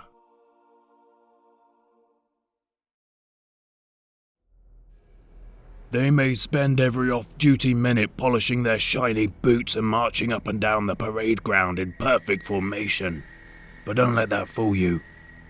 These men are steel-eyed, cold-blooded killers, and I'd as soon have a platoon of them in my force as I would a company of other troops. The Mordian Iron Guard are a regiment of the Astra Militarum serving during the era Indomitus. An elite force hailing from the small planet of Mordia, the overcrowded hive cities bask in the orbital quirk of Mordia's rotational speed and orbit to its sun being perfectly synchronized, resulting in a Mordian day cycle being identical to a planet year of orbit. One side of the planet is cloaked in perpetual darkness, whilst the other is seared in endless, scorching light. Dwelling solely within the shadow of their planet's sun, the populace cramps itself within a portion of Earth 1/10 of that of Holy Terra, burgeoning with large multi-level tower cities of steel and ceramics. An authoritarian society, the ruling Tetrarchy of Mordia strictly controls rationing and resource distribution within the cities, cloaked by ebon skies, known as the World of Eternal Night.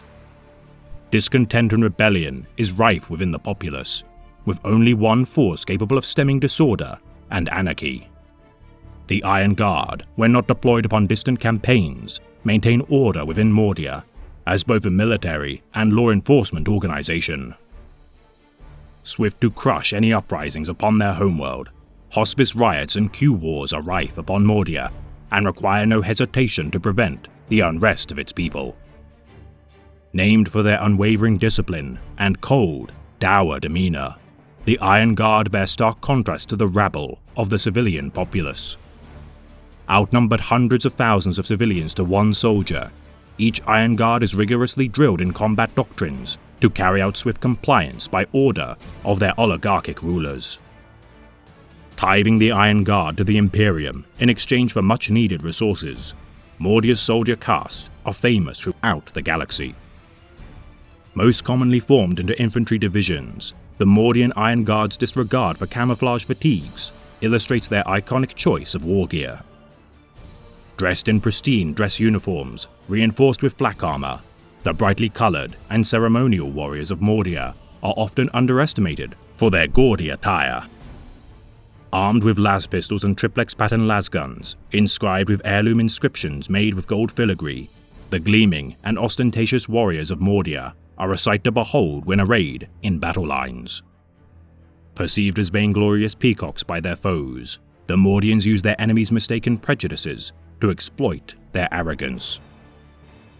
Finding it difficult to adjust to environments unlike to hive cities or starship interiors, the Mordian Iron Guard excel in urban warfare environments and densely packed war zones. Forming perfectly precise firing lines to unleash volleys of las fire, their iron-willed discipline prevents any possibility for the chaos of war surrounding their lines from affecting or disrupting their battle formations. Unleashing timed volleys behind walls of bayonet points, the shelling of artillery from behind their vanguard lines, and rapid reinforcement of armored tank squadrons are choreographed to perfection. Never recorded to have broken under pressure, abandoned their positions or disobeyed orders from their superiors, the Mordian Iron Guard are almost superhuman in their fortitude. Following their orders to the letter, hesitation is impossible to commit by any member of the Iron Guard, as they rigidly obey the chain of command. Famous for both their line soldiers and tank crews charging into the thickest of battle without restraint, the Iron Guard march into war as the most professional soldiers of the Imperium. Creating lavish standards for each new regiment founded, within the Mordian Tetrarchal Palace, the parade ground ceremony sees each new member of the Guard swear an oath to never let their colours fall in battle or be claimed by the enemy. Displaying the Iron Eagle of Mordia proudly on their armoured vehicles, the sign of the Emperor imbues within their ranks the steely resolve of the Master of Mankind. Their deeds no less than legendary among the length and breadth of the Imperium, their actions during the Battle of Mordian would forever cement their reputation as among the finest mortal warriors of humanity. Facing the entire forces of a chaos invasion orchestrated by the ruinous powers, Mordia would stand defiant against their malevolent foes. During one exceedingly hot summer, as the stifling heat drained the surface of Mordia, civil unrest gripped the streets of the planet. Beneath its hive cities, a conspiracy to usurp the rulers of Mordia brewed as the Dark Gods themselves interceded to aid their plot. Spilling innocent blood in exchange for their fell gifts, the conspirators would kill millions more should their own power be sated. Cannibal mobs spilled from the underhives as winged monsters hovered high above the city streets. The Eye of Terror spewed forth untold void ships of the warbands of chaos as they descended upon Mordia. Ordering the astropaths to call for aid, the Tetrarchs of Mordia would dispatch the Iron Guard to combat the invaders. The sheer force of chaos melted the astropaths' minds, for no aid would reach Mordia in its time of greatest need. Standing their ground, the Iron Guard, after hours of resistance, would order the retreat to the capital of Mordia and abandon the remainder of the planet to the overwhelming onslaught. Fortifying the city of Vanandra, the Iron Guard created kill zones and watchtowers, with the Tetrarchal Palace acting as their headquarters. Repelling Chaos Space Marines, cultists, and even greater demons such as Bloodthirsters of Khorne and Tzeentch's Keepers of Secrets from their walls, the Iron Guard would stand. Tightening their lines as they gradually fell back close to the Tetrarchal Palace, the Iron Guard gave up ground gradually, yet cost their enemies dearly in blood. Their discipline unbreakable, even in the face of such dire odds, as greater demons of Nurgle began to flood the streets of Vanandra, supported by the Plague Marines of the Death Guard Legion. Firing volley upon volley of lasfire and autocannon rounds into the swarms of traitor Marines and demons, gore ran thick around the Tetrarchal Palace, until the tether of the ruinous powers to allow their forces to remain in the material realm waned. Dissolving in front of their eyes, the demonic forces of chaos had been outlasted by the warriors of Mordia. Their call for aid relayed to the wider Imperium. Outside the borders of Mordia, sanctioned psychers had been toiling to weaken the ruinous powers' presence within the material realm. Their actions this day among the most legendary battles fought by the Astra Militarum, their pedigree as among the most elite warriors of the Imperium, is well earned. Currently dispatched to the Spinwood Front, within the Segmentum Obscurus, alongside the Katakan Jungle Fighters, Talon Desert Raiders, and Elysian Drop Troops, their presence is treated with resentment by their allies. Fighting to the death, should they receive no order to retreat, the Mordians have sold their lives dearly to the Spinwood Front. Also deployed to the Stygius Crusade, following the birth of the Great Rift caused by Abaddon the Despoiler's 13th Black Crusade, the sector is embroiled in cultist uprisings devoted to the Changer of Ways. Led by Magnus the Red, his 1,000 sons and the greater demon, Makakan, the forces of Tzeentch would, after conquering 3 star systems, resolve to claim Mordia. Once more defending their homeworld, the Iron Guard would survive long enough for reinforcements of the Adeptus Astartes and Skitarii legions to intervene. The orders of their stern commanding officers further emboldening their resolve, even in the most treacherous and doomed campaigns. No remorse, no mercy, no forgiveness. Not a single step back. Not a single moment of hesitation. You will not succumb to fear or doubt, and you will relent only after you have given your last moment for the Emperor. Nothing less than this will be tolerated.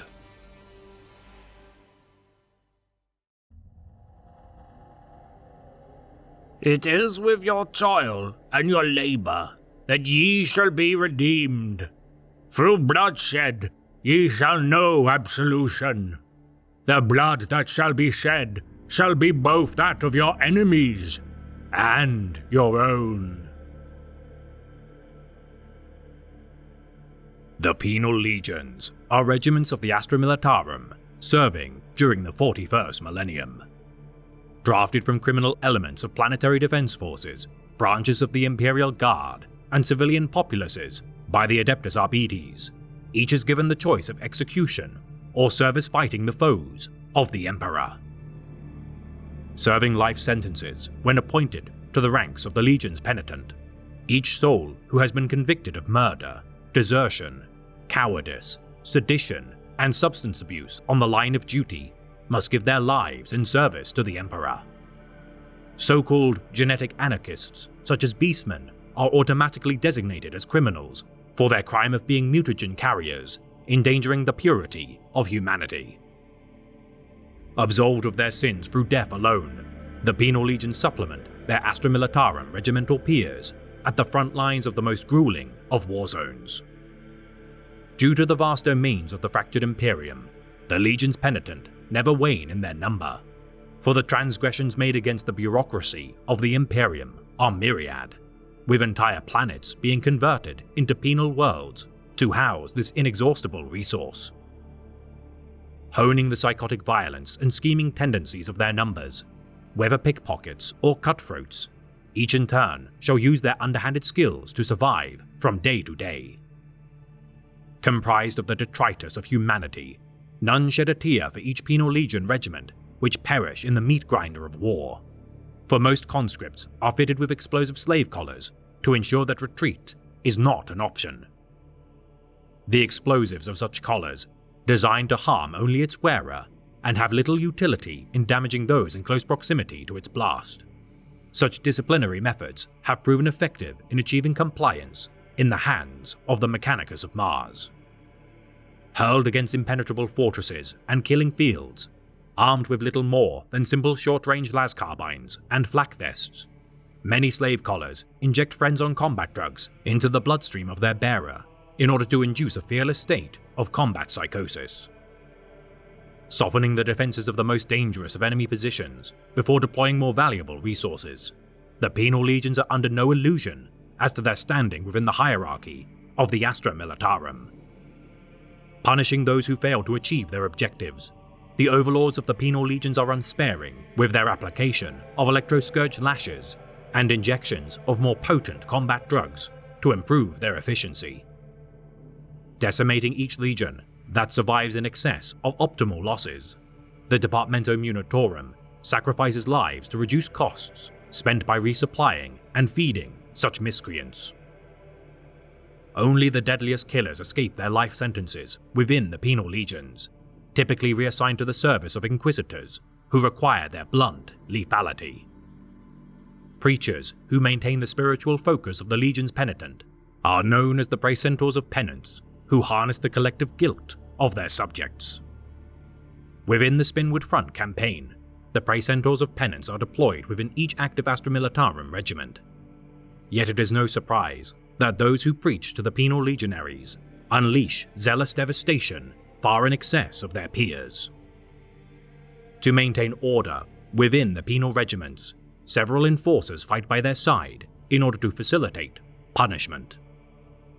Merciless and cruel beyond measure, the Prefect Penitent command the many felons of the legions, punishing all who disobey their orders. The Arbitrator Shock Squads, as a subdivision of the Adeptus Arbites, police the Legion's Penitent and prevent mutiny, disobedience, and revolt. Penal squads are led by a single arbitrator, clad in purest white, signifying their virtue among the rabble of their charges. Comprised of criminals taken from prior military service, the penal squads, though a cut above their peers, are regardless craven scum, with only a select few redeeming their reputations through conflict and returning to their regiment of origin. Those unworthy of repentance are designated as human bombs, their crimes so abhorrent that each member of the human bomb squads is fitted by tech priests with explosive harnesses, which are ignited within the heart of enemy lines, remotely. Cyborg berserkers are destined to perish during the first deployment. Given no medical attention should they somehow survive their push to the front lines. Born killers all, these madmen are too unstable to be fitted with bomb harnesses, and instead are tasked with charging directly at the enemy, fitted with expendable bionic enhancements. Due to the Penal Legion's expendability, the Departamento Munitorum also conducts experiments to understand how best to exploit their numbers.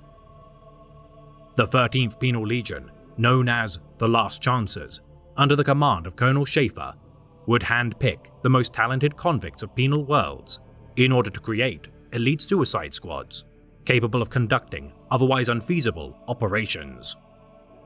Such has their reputation been earned through their exploits. Most offered the chance to fight alongside Colonel Schaefer have outright refused in favor of the sweet release of death. The Merov Penitentiary Indentured Unit, or Merov Penal Legion, hail from the hive world of Merov, and has, despite the odds, continued to win victory after victory. Commanded by 30 brother generals who conduct training missions pitting its own men against one another, it is said that should a single man survive alone in battle, he shall be absolved of sin and earn his freedom. The Savlar Chemdogs are the most infamous of the penal legions, comprised entirely of hardened criminals who have ascended as a regiment of the Astra Militarum in their own right and are upheld as the benchmark for all penal legions to follow. For there are few souls more worthless than convicted criminals of the Imperium, fit only to toil and die in the most desperate of battles, with no thanks, no honors, nor legacies.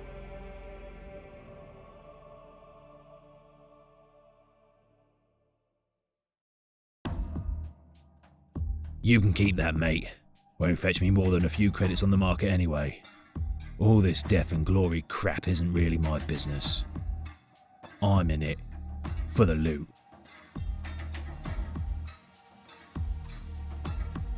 The Savlar Chemdogs are a penal legion of the Astra Militarum, serving during the era Indomitus. Drawn from the criminal scum of the penal world of Savlar, the toxic environment of the planet breeds hardy, yet immoral killers. 100 light-years from the Armageddon star system, in the wake of the Third War for Armageddon and the unending tide of greenskins laying waste to the Imperium, the Astra Militarum would become desperate for any able-bodied humans to stem the tide. The Savlar system, while inhabited, provides little value to the wider Imperium due to its lack of valuable resources, save for the rich chemical deposits of the volcanic moons of Savlar Penitens. Supplying such chemicals to the manufacturing forge worlds, with the increase in the moon's productivity, the populace of the system would increase, and with it, encourage an influx of thieves, murderers, and defectors to flood from the Armageddon system. The poison mists of the mines claiming untold millions of lives, the populace would regard their home as the Dead Dog Moons, and coin phrases such as Dead as Savlar during their toil. Converted into a penal world with its failure to meet its tithes to the Imperium during the 39th millennium, the Adeptus Arbites would oversee the transformation of the planet, as captured criminals of the Bokur Rebellion would be shipped to join the workforce. Magistrate Judge Callistar would form the first fighting force from the inmates to quell an uprising within the populace, yet despite the best efforts of the Arbites, such rampant criminality would not be stemmed, nor its endless outbursts of violence quelled. In light of this, Judge Callistar would see great potential in the Chemdogs' ability to mete out punishment, and with only the most meager of incentives, harness their violent tendencies to better serve the Imperium.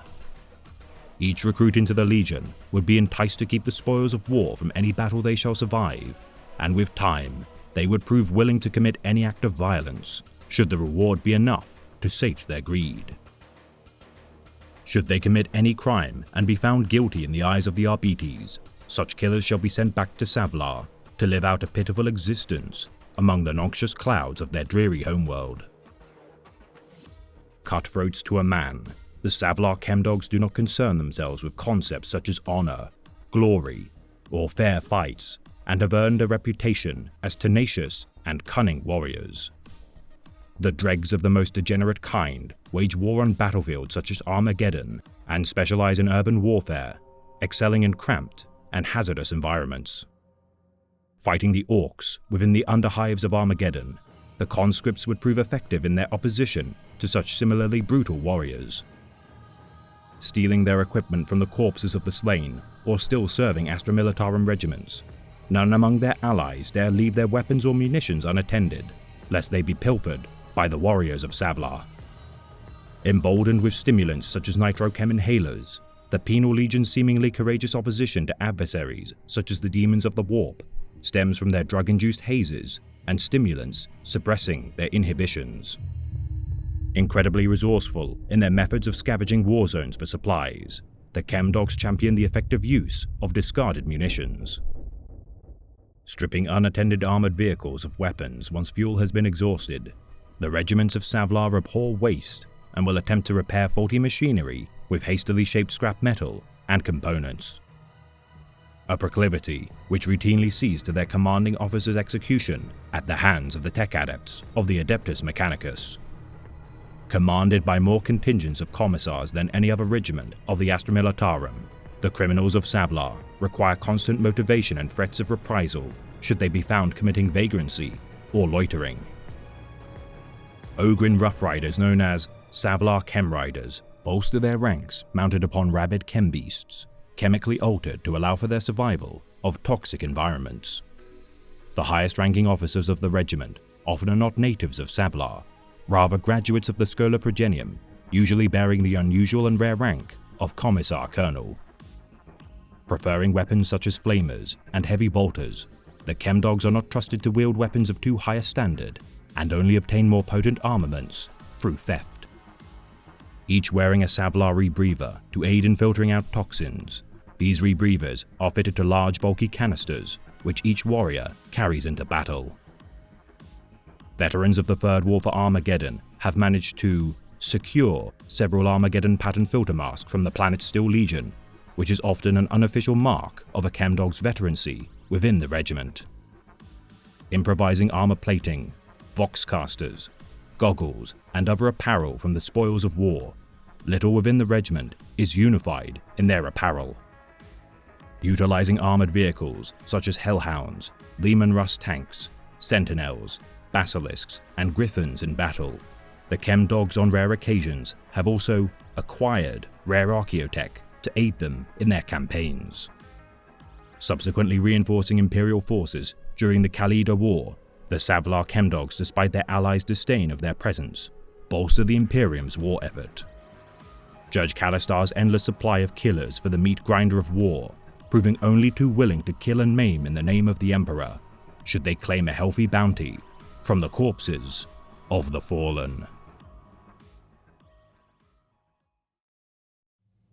The Armageddon Steel Legion serve as a regimentum of the Astra Militarum on the hive world of Armageddon and its surrounding star system. Defending the crucial factorums and production materials native to Armageddon, the Steel Legion have faced some of the most deadly wars ever recorded in the Imperium's history. Uncommonly for a regimentum of the Astra Militarum, the Steel Legion deploy a vast assortment of armored vehicles in battle, such as Chimera personnel carriers.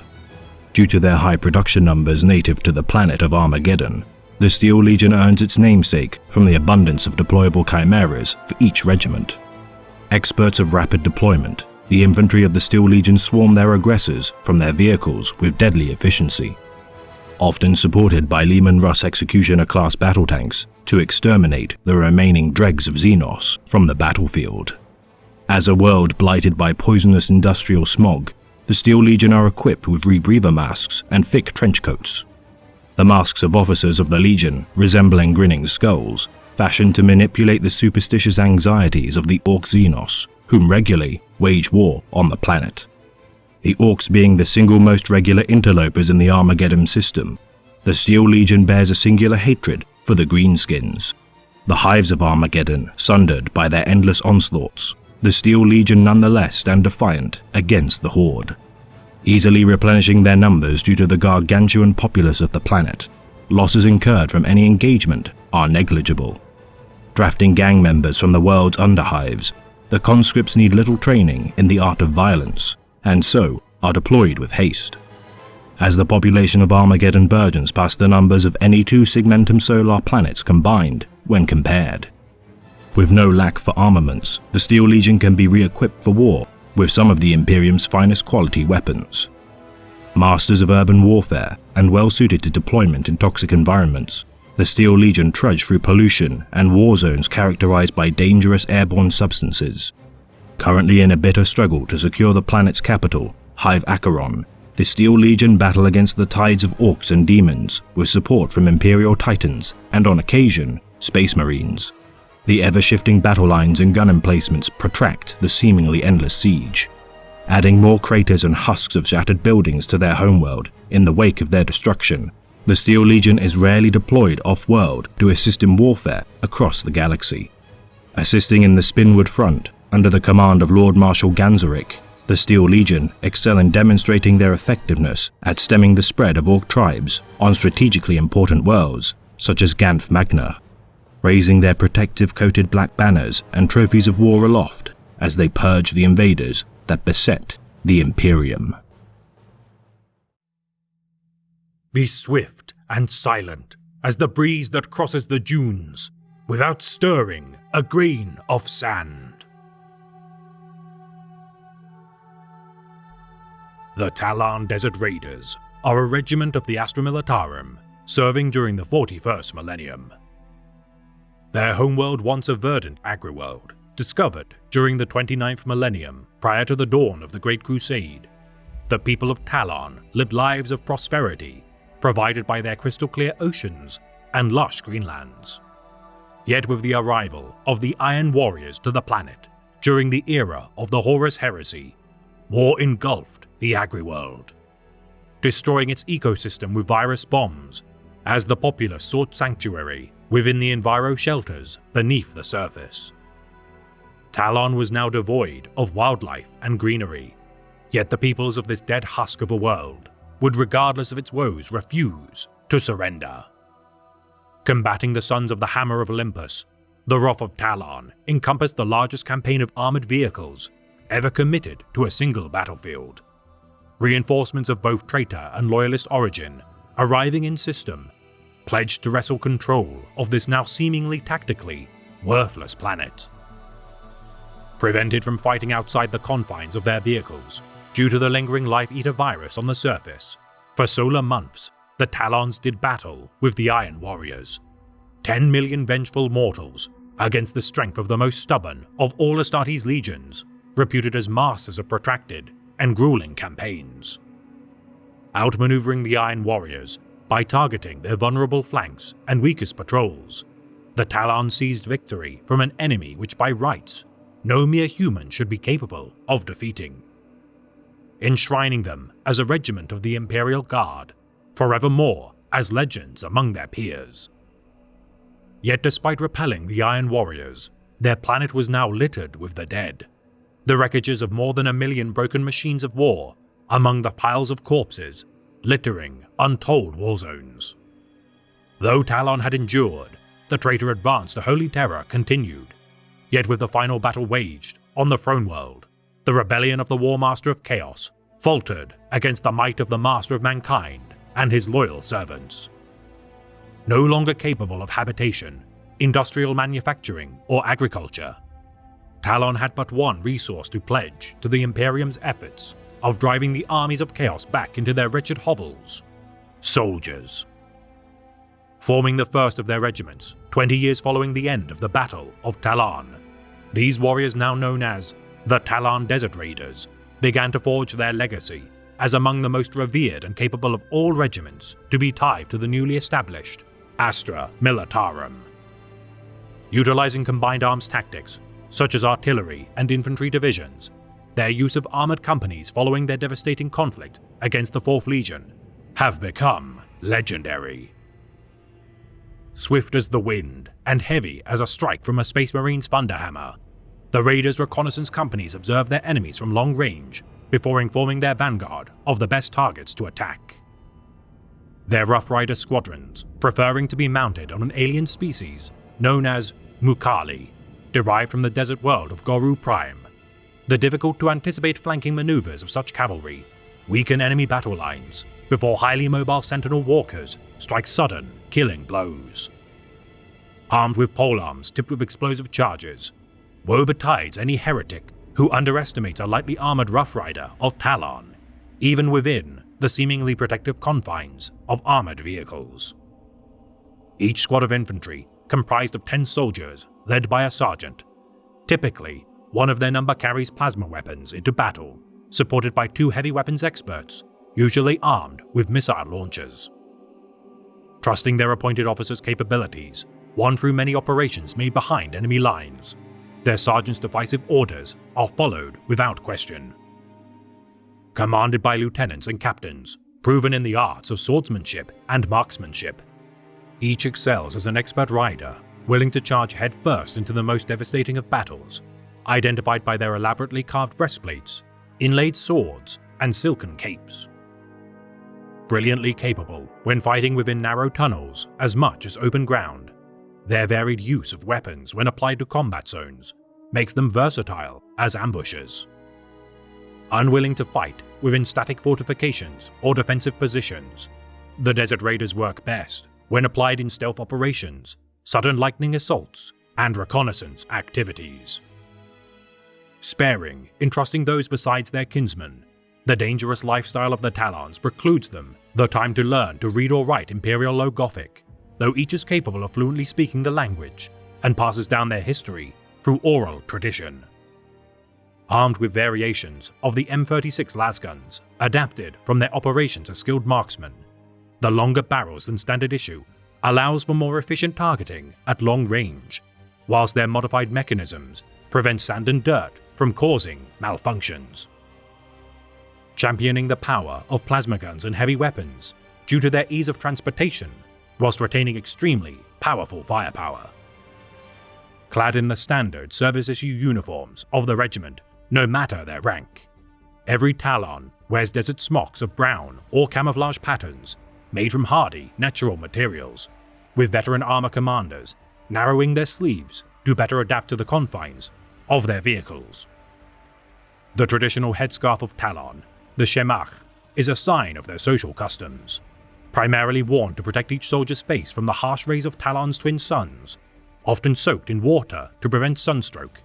The scarf also protects from inhaling dust and sand when worn as a mask. Wearing breathable linen shirts, heavy marching boots, leg bindings, equipment netting, and wind goggles, though small deviations exist from soldier to soldier, many fit precious gemstones and metals into the construction of their weapons.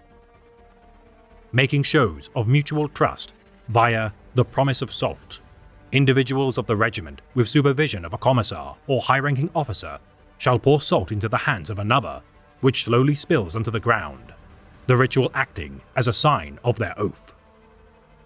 Spitting on the ground as a means to ward evil spirits, each Talon kneels whilst facing the east when giving praise to the Emperor, believing that in death they shall stand by their Abba Abba Mushira in the afterlife.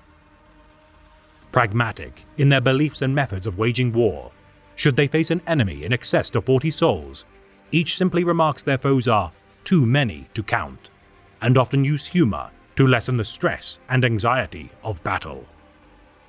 Refusing to speak of the dead to prevent bad luck, their myriad tribes form alliances, which leads to many variations in cultural heritage within their regiments. Infighting is prevalent due to the slights made between descendants of differing tribes, their historical vendettas ever prevalent within the conglomerated clans. The two largest tribes, Dohora and Makali, embittered towards the Turaneg tribe. Differences in belief, such as the creation of idols made in the image of the Emperor, continue to form fractures within the Talon peoples. Protected by Issue 38 Mark III plastile shoulder, back, and chest plating, most prefer to eschew all armor due to the sweltering heat and their need for mobility in battle. stitching their regimental number onto their smocks when not jarring with their camouflage. Each soldier who succeeds in their training as a full member of the regiment is awarded an arm patch, which depicts their regimental heraldry. Displaying medals on their left breast, each officer bears the Imperial Aquila on their right sleeve to symbolize their oath to serve the Imperium. Awarded tank battle badges, known as Honorifica Imperialis Armorum, for acts of gallantry in the face of overwhelming odds. Each warrior who survives a grievous wound in battle bears their medallion crimson with pride as a mark of bloodshed in the name of the Emperor. Often marking 5 years of service made to the regiment by wearing silk sashes around their waists, their kinsmen see those who bear the silk sash as superior even to their higher-ranking officers. Relying on their horticultural domes to shelter their people, the Talons now rely heavily on Imperial supply lines to provide food and resources, which they can no longer create. Building domed towns within the natural caves of Talon, the deadly sulfur storms of the surface require a reliance on tram systems and commutes far from their abrasive effects. Constructing hydrological vapor traps atop their domed towns to gather water from their thin atmosphere, the Talons' actions to become as self-sufficient as feasible belies their independent nature. Deep within the core of their homeworld lays a cursed chaos artifact, wrought from the fall of the Eldari, the Cursus of Algeron, a prize which the Iron Warriors had sought to claim, and many more would attempt to seize. Excavating the so-called Gateway to the Gods, following the rebellion of Horus, the people of Talon defended their domains from attackers of the Eldar craftworld Biel-Tan, pincered between the Eldari and fell demons spewing from the now reactivated portal. Calling a truce with the Eldari, now knowing the danger posed by the artifact, the Desert Raiders fought beside the Eldar, knowing that to fight alone, both sides would perish. Slaughtering the demonic hordes by working together in hit-and-run tactics. With the gateway finally sealed, the Eldar entrusted the Talons with devices capable of containing its malign presence, the two in turn pledging an eternal friendship as allies against the forces of Slaanesh. Deployed to the Spinwood front to aid the reinforcements of the Calixus sector, their capabilities as armored warfare savants proved invaluable when combating the Drukhari and Orc Xenos. Waging war across multiple fronts, during the era Indomitus, aiding as diversionary Sirocos, the warriors of Talon drew out the enemies of the Avenging Sun before falling back to allow the Angels of Death to unleash his wrath. Patient, resourceful, and fierce warriors all, the Talon Desert Raiders continue to earn glories aplenty with their service made to the Emperor, humbling among the most deadly thralls of the ruinous powers, and Xenos alike.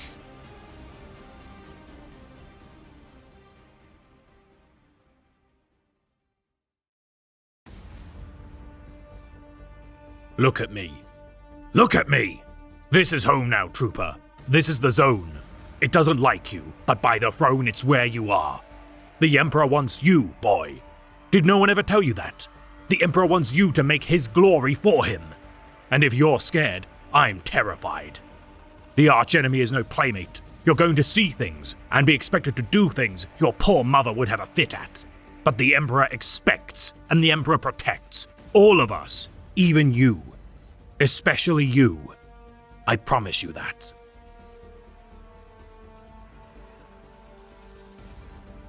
The Tanith First and Only are a regiment of the Astra Militarum, colloquially known as Gaunt's Ghosts, in honor of their commanding officer, Commissar Colonel Ibram Gaunt. The Tanith First Regiment are deployed throughout the Segmentum Pacificus and Solar. Hailing from the frontier world of Tanith, the forest-canopied planet of the Sabbat World Sector fostered a civilization of expert marksmen and infiltrators. Initially disparaging of the native population's scruffy appearance and scrawny physiques, yet after seeing them in action, Gaunt realized their true value. His hasty decision to evacuate Tanith before a war fleet of chaos destroyed their homeworld, Gaunt would not allow his soldiers to die in vain glory against hopeless odds. Reorganizing what remained of his initial 3 regiments into the Tanith First and Only, Though losing their 2nd and 3rd regiments with their homeworld's destruction, the last remaining military force of Tanith remained at over 3,500 troops. The entirety of their officer corps lost with the majority of their heavy armaments. Their reliance on stealth maneuvers and scouting missions would prove invaluable to enable their continued survival. Clad in camouflage cloaks, which act nominally as heraldry for their regiment, Gaunt's ghosts have earned a glorious reputation during their service of the Sabbat World's crusade. Suffering heavy casualties as combat had continued to wage, with few means of replenishing their numbers through assimilating allies into the fold, these Spectres of the Guard are fittingly named. Liberating several worlds from the oppression of chaos within the Sabbat sector, the regiment regardless had lost over 2,000 men by the time of their involvement on the world of Monfax. Incorporating aspirants of Verenhive from the hive world of Vergast to bolster their numbers, such acts of consolidation have ensured their extinction has not been forthcoming, as the exceptional female snipers of Verenhive have proven to be a welcome addition. Undertaking missions which seem suicidal to most Astra Militarum regiments, the implementation of the 81st Belladon Recon Regiment has further honed their methods of survivability. Replacing their alphabetized call signs with numerical platoons, the mixture of Taniths, Veghastites, and Balladons founded highly specialized groups led by officers serving directly under the command of Commissar Gaunt. Now incorporating the Tanith sense of direction and survival skills, the Vergastites' marksmanship, and Balladon's scouting abilities, the flexibility of the regiment allows for their opposition to a diverse assortment of threats. Allowing for high amounts of autonomy to his soldiers, Commissar Gaunt upholds each squad leader as reliable and capable commanders in their own right, which further adds to their independent nature. Maintaining tight communications, fluid organizational structure, quick reaction times to changes in battle, using a variety of small arms and heavy weapons, these modular squads, which tend to fragment into small fire teams, encourage strong bonds of camaraderie to maintain peak morale within their ranks. Favoring long-las rifles, flamers, and missile launchers, affectionately known as treadfeathers, each soldier of the regiment also carries a silver war knife known as a straight silver into battle, said to have on rare occasions failed even traitor Chaos Space Marines. Clad in black and grey fatigues, adorned with environment-mimicking camellia-lined cloaks, their regimental caps bear the insignia of their regiment, a wreathed skull atop 3 daggers, each proudly bearing the inscription, "For Tanith, for the Emperor." All Tanith snap off 2 daggers from their badge, as a sign of the loss of 2 of their regiments. Vergasite soldiers adopt an axe rig to represent their former Hive City's mining industries, their gleam diminished by rubbing soot onto their surface to increase their stealth capabilities. Each Tanith native embellishing their visage with blue tattoos, the cultural markings are a striking identifier for the ghosts of their fallen forest world. Robbed of their dreams to one day return to their home of origin when their service is done, the Tanith First and Only are imbued with great vengeance, as each of their kin who dies forfeits a memory of their heritage. Characterized by a joyous nature despite their tragic past, their lack of disciplinary actions taken, regardless of their independent nature, is a testament to the leadership of Gaunt and his officer Carter. Their final battles waged within the Sabbat Crusade, unreported, it is likely that attrition will one day diminish their number to the point of their dissolution. Their glorious bitter struggle against the enemies of the Imperium, nevertheless a legacy beyond reproach.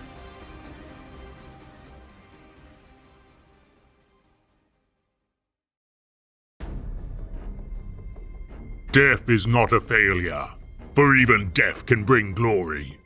Fear is not failure, for fear can be conquered.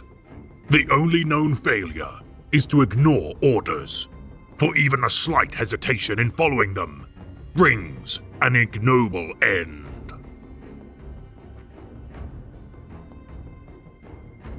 The Imperium of Man wages wars which incur incalculable proportions. Beset on all sides of its domains by forces which seek nothing less than the extinction of the human species, millions of souls give their lives daily to stem the tide of encroaching darkness. Yet whilst the Adeptus Astartes are the mightiest warriors of humanity's vanguard, its numbers are limited, and the combined strength of the Astra Militarum alone often lacks the skill necessary to turn the tide of battle. For today, we shall elucidate the elite soldiers of the Departamento Munitorum, trained to strike the heart of the enemy on war zones which the Space Marines cannot commit their might. The elite alumni and stormtroopers of the Schola Progenium, the Ordo Tempestus. Across 1,000,000 worlds encompassing the vast void of space, billions of souls cry out for salvation from the tyranny of the alien, the mutant, and the heretic. Foremost of the Imperium's war machine, the Astra Militarum deploy their might far and wide as sons and daughters of myriad martial creeds and cultures combat the foes of humanity.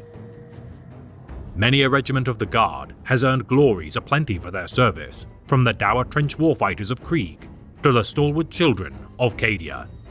For whilst many divisions, battalions, and heroes of the Guard fill volumes of the vaunted histories of humanity's conquest of the stars, among their ranks there exists an elite creed. Known as the Tempestus Scions, within every regiment of the Astra Militarum, the orphan sons and daughters of the Imperium's noble caste are trained to epitomize the greatest potential which a mortal soul can accomplish in the arts of war.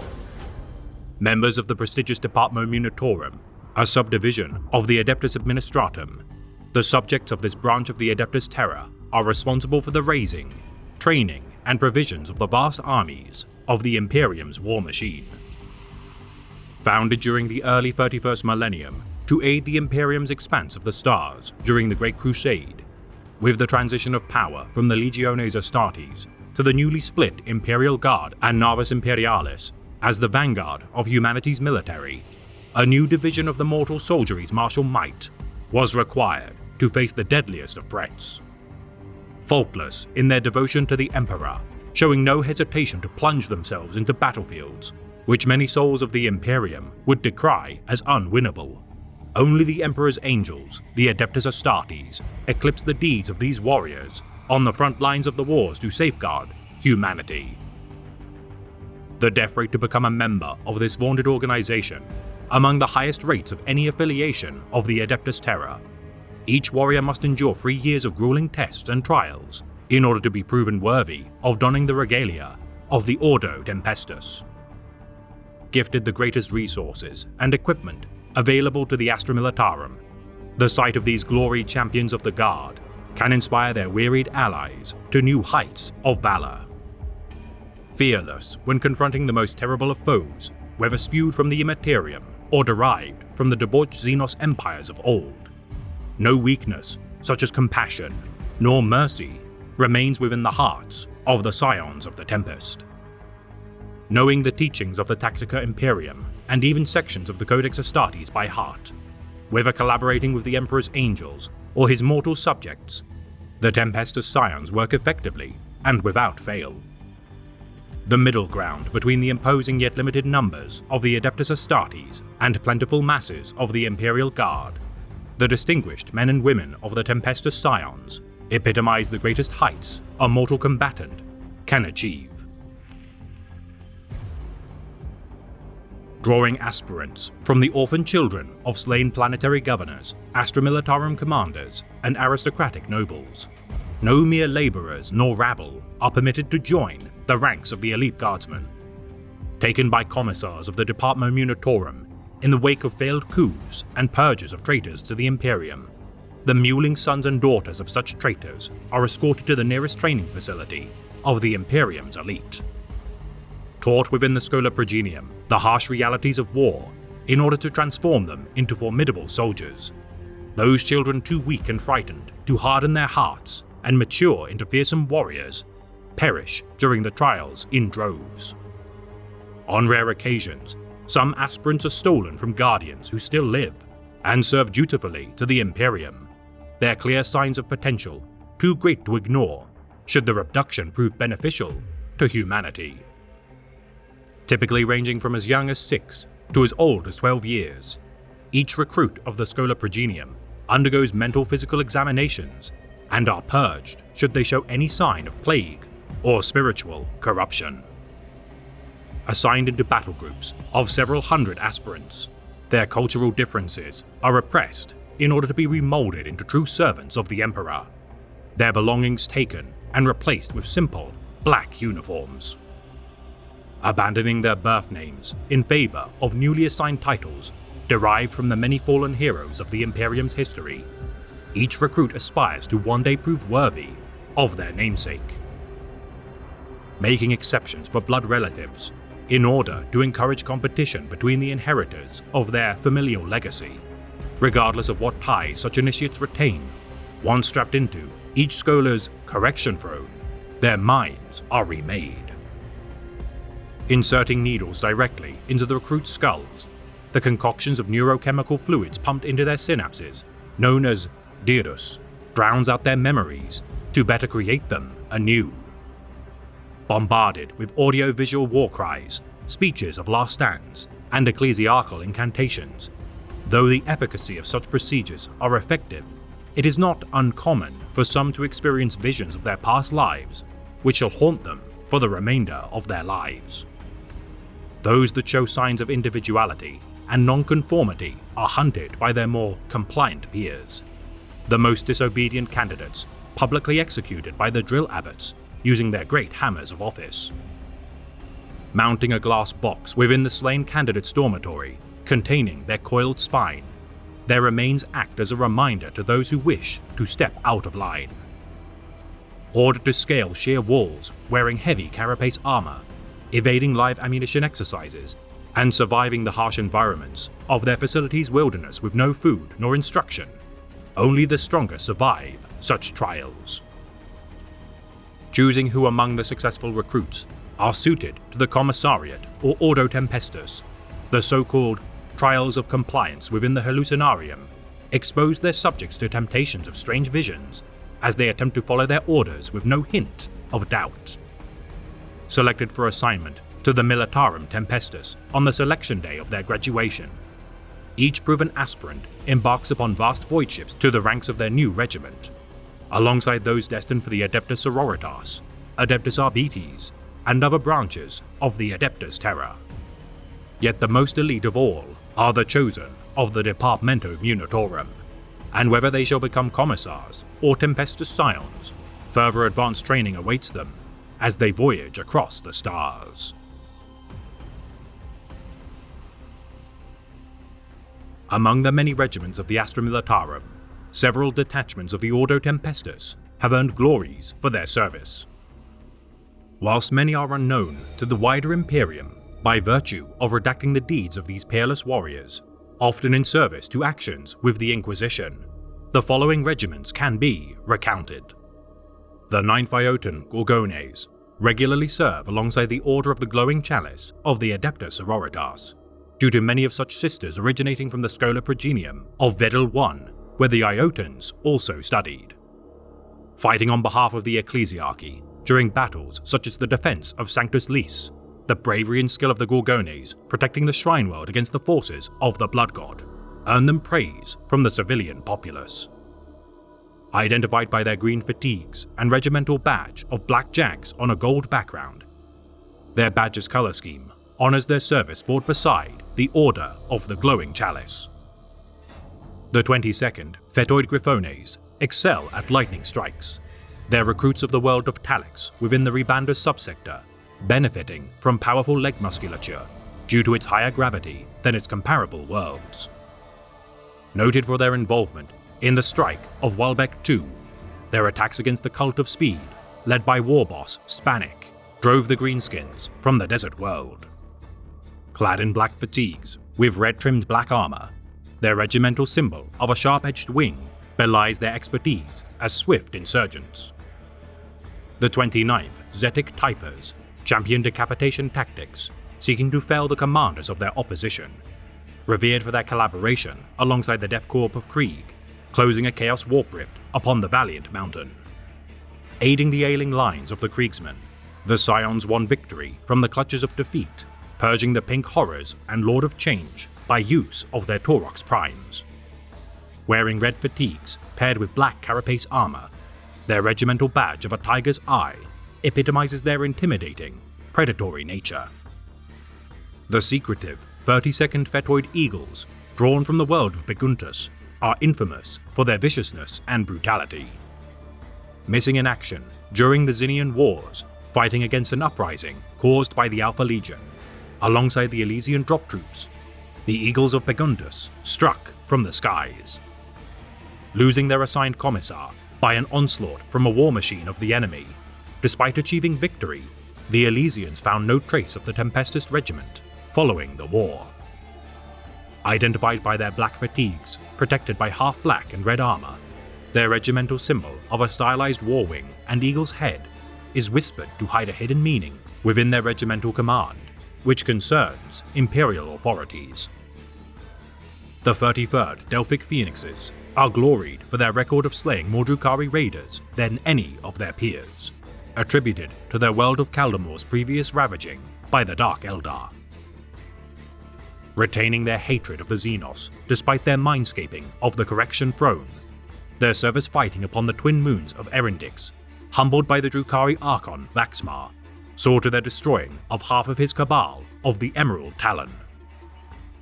Wearing grey fatigues combined with black and red armor, their regimental symbol, known as the Infernum Resurrectus, depicts an abstracted phoenix ascending between the shattered fragments of their ruined homeworld. The 34th Betic Centaurs hail from the deathworld of Macron 5, its people toughened by regular incursions by the forces of chaos. Said to be among the finest warriors of the Militarum Tempestus, the Betic Centaurs' service during the Velix Wars, firing volleys of lasfire against the demon engine, known as a Lord of Skulls, reduced the champion of Khorne to little more than molten slag. Wearing terracotta red fatigues adorned with brass-trimmed black armor, their regimental symbol of a bilinear sash represents their planet's Tempestus training grounds symbiosis with the Scola Progenium of their origin. The 34th Scion Vipers are renowned for combating overwhelming odds and surviving the onslaught, famed for their opposition against the Necrons on the Agri world of Marunda II. Mining operations digging into the planet's crust, disturbing the denizens sleeping within the Tomb World. The Scion Vipers fighting in total darkness with no thought of retreat, purged the Tomb World clean after weeks of combat. Clad in grey fatigues with azure blue armor trimmed with silver, their regimental badge of a white cross on a red and black background is believed to be either a statement of their blunt refusal to surrender, or perhaps alluding to their order's records being redacted by the Departamento Munitorum. The 43rd Iotan Dragons fight within the harshest of environments, famous for staging simultaneous battles within the labyrinthine caves of their homeworld of unknown origin. Capable of fighting blind against enemies which prefer to use espionage tactics, their wars waged against the Tau, Drukhari, and particularly Tyranid Xenos are legendary, since their orbital strike of a gigantic space station in orbit of the world of Mondrax Free. Purging every single Tyranid bioform within the space station after solar weeks of skirmishes, their efforts saved billions of lives upon the Shrine World below. Identified by their black fatigues with silver-trimmed dark grey carapace armor and red helmets, their regimental badge of a tri-scale red and white shield epitomizes their bulwark against the terrors of the Void. The 50th Capic Eagles, though only comprised of a single company, is remarkably brazen in their boldness, said to be the most decorated company of any within the Ordo Tempestus. Combating the Red War of war boss Gruk Face Ripper upon the world of Alaric Prime under the command of their stalwart leader, Tempesta Prime Salem Whitlock, his influence instilled in his men the tenacious will to cast back the greenskin hordes. Wearing tan fatigues with gold-trimmed black armor, no record exists of their regimental badge.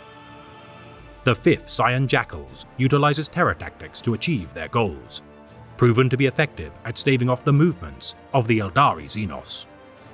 Their homeworld destroyed by the Tyranid High Fleet Leviathan, the regiment now garrison on the maiden world of Malok, and have learned new methods of surveillance due to their posting.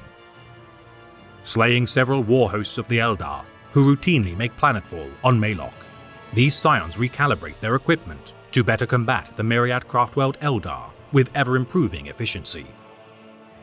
Famed for their defense of Rax 5 against the forces of Craftworld Ulfway, destroying their Aspect warriors whilst ambushing their traversal through a Wraith Gate, the regiment also thwarted the efforts of Craftworld Iyanden on the moon of Buran, anticipating their movements and launching devastating counterattacks.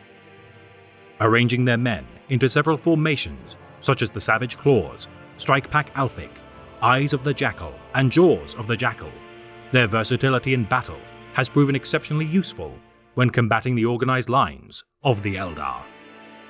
Clad in black fatigues, silver carapace armor, and white skulled helmets, the symbol of their regiment depicts a simple, stylized jackal.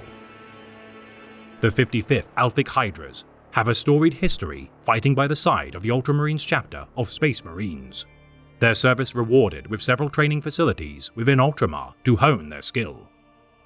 Making planetfall alongside the 2nd, 5th, 7th, and 8th companies on numerous occasions, rumors persist that some of the youngest members of the regiment have been inducted as initiates to become members of the Adeptus Astartes. Gloried for their service during the battle of the agri-world of Masali against the Greenskin Menace, and skirmishes on the Croneworld of Izek II facing the Eldari, their capabilities as insurgents and stealth tacticians allows for the Ultramarines to deliver the crushing hammer strike at their enemies' weak points.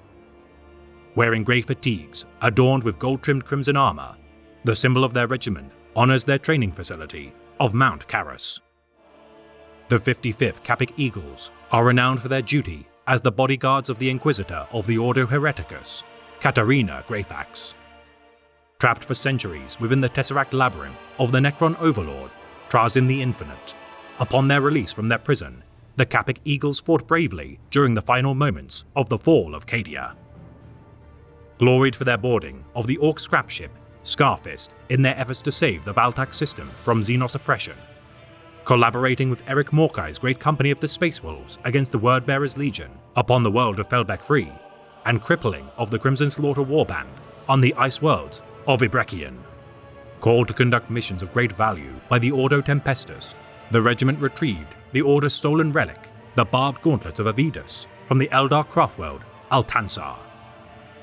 Clad in tan fatigues and silver-trimmed azure blue armor, their regimental badge of a vertical white bar symbolizes their purity of purpose, free from ornamentation and ego. The 62nd Royan Cobras hail from the jungle world of Skell II and abhor all types of sorcery. Repelling the Thousand Suns from their Schola Progenium with their 190-strong regiments, the Rubric Marines stood no chance against the amassed strength of the Children of Skell II. Wearing dark green fatigues with silver-trimmed jade green armor, their regimental symbol, known as the Serpentia Vigilant, is whispered to be associated with latent warding properties. The 68th Deltic Lions are battle-hardened survivors of toxic environments, adapted from their service within the Zone Mortalis war zones. Regularly pitted against the forces of the Plague God, Nurgle, their immunity against the infectious miasmas of the pawns of the Grandfather has earned them high praise from the Emperor's Holy Inquisition. Routinely summoned by the Ordo Malleus to combat the thralls of the Lord of Decay, their efforts have piqued the interest of the ruinous entity itself, in order to identify weaknesses to exploit. Wearing red fatigues with silver-trimmed black armor, their regimental symbol of the ancient Terran Ace of Spades characterizes their proclivity to win victory from otherwise doomed campaigns.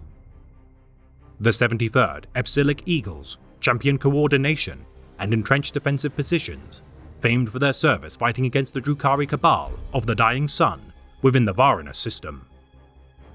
Confronted by the Archon, Vor Zelanth, whose sickening experiments had already harried the planets of Nucius II and III, despite failing to slay their leader, the Epsilic Eagles saved countless lives from being taken to the Dark City by purging the Xenos en masse with Grafshoot and Valkyrie deployments.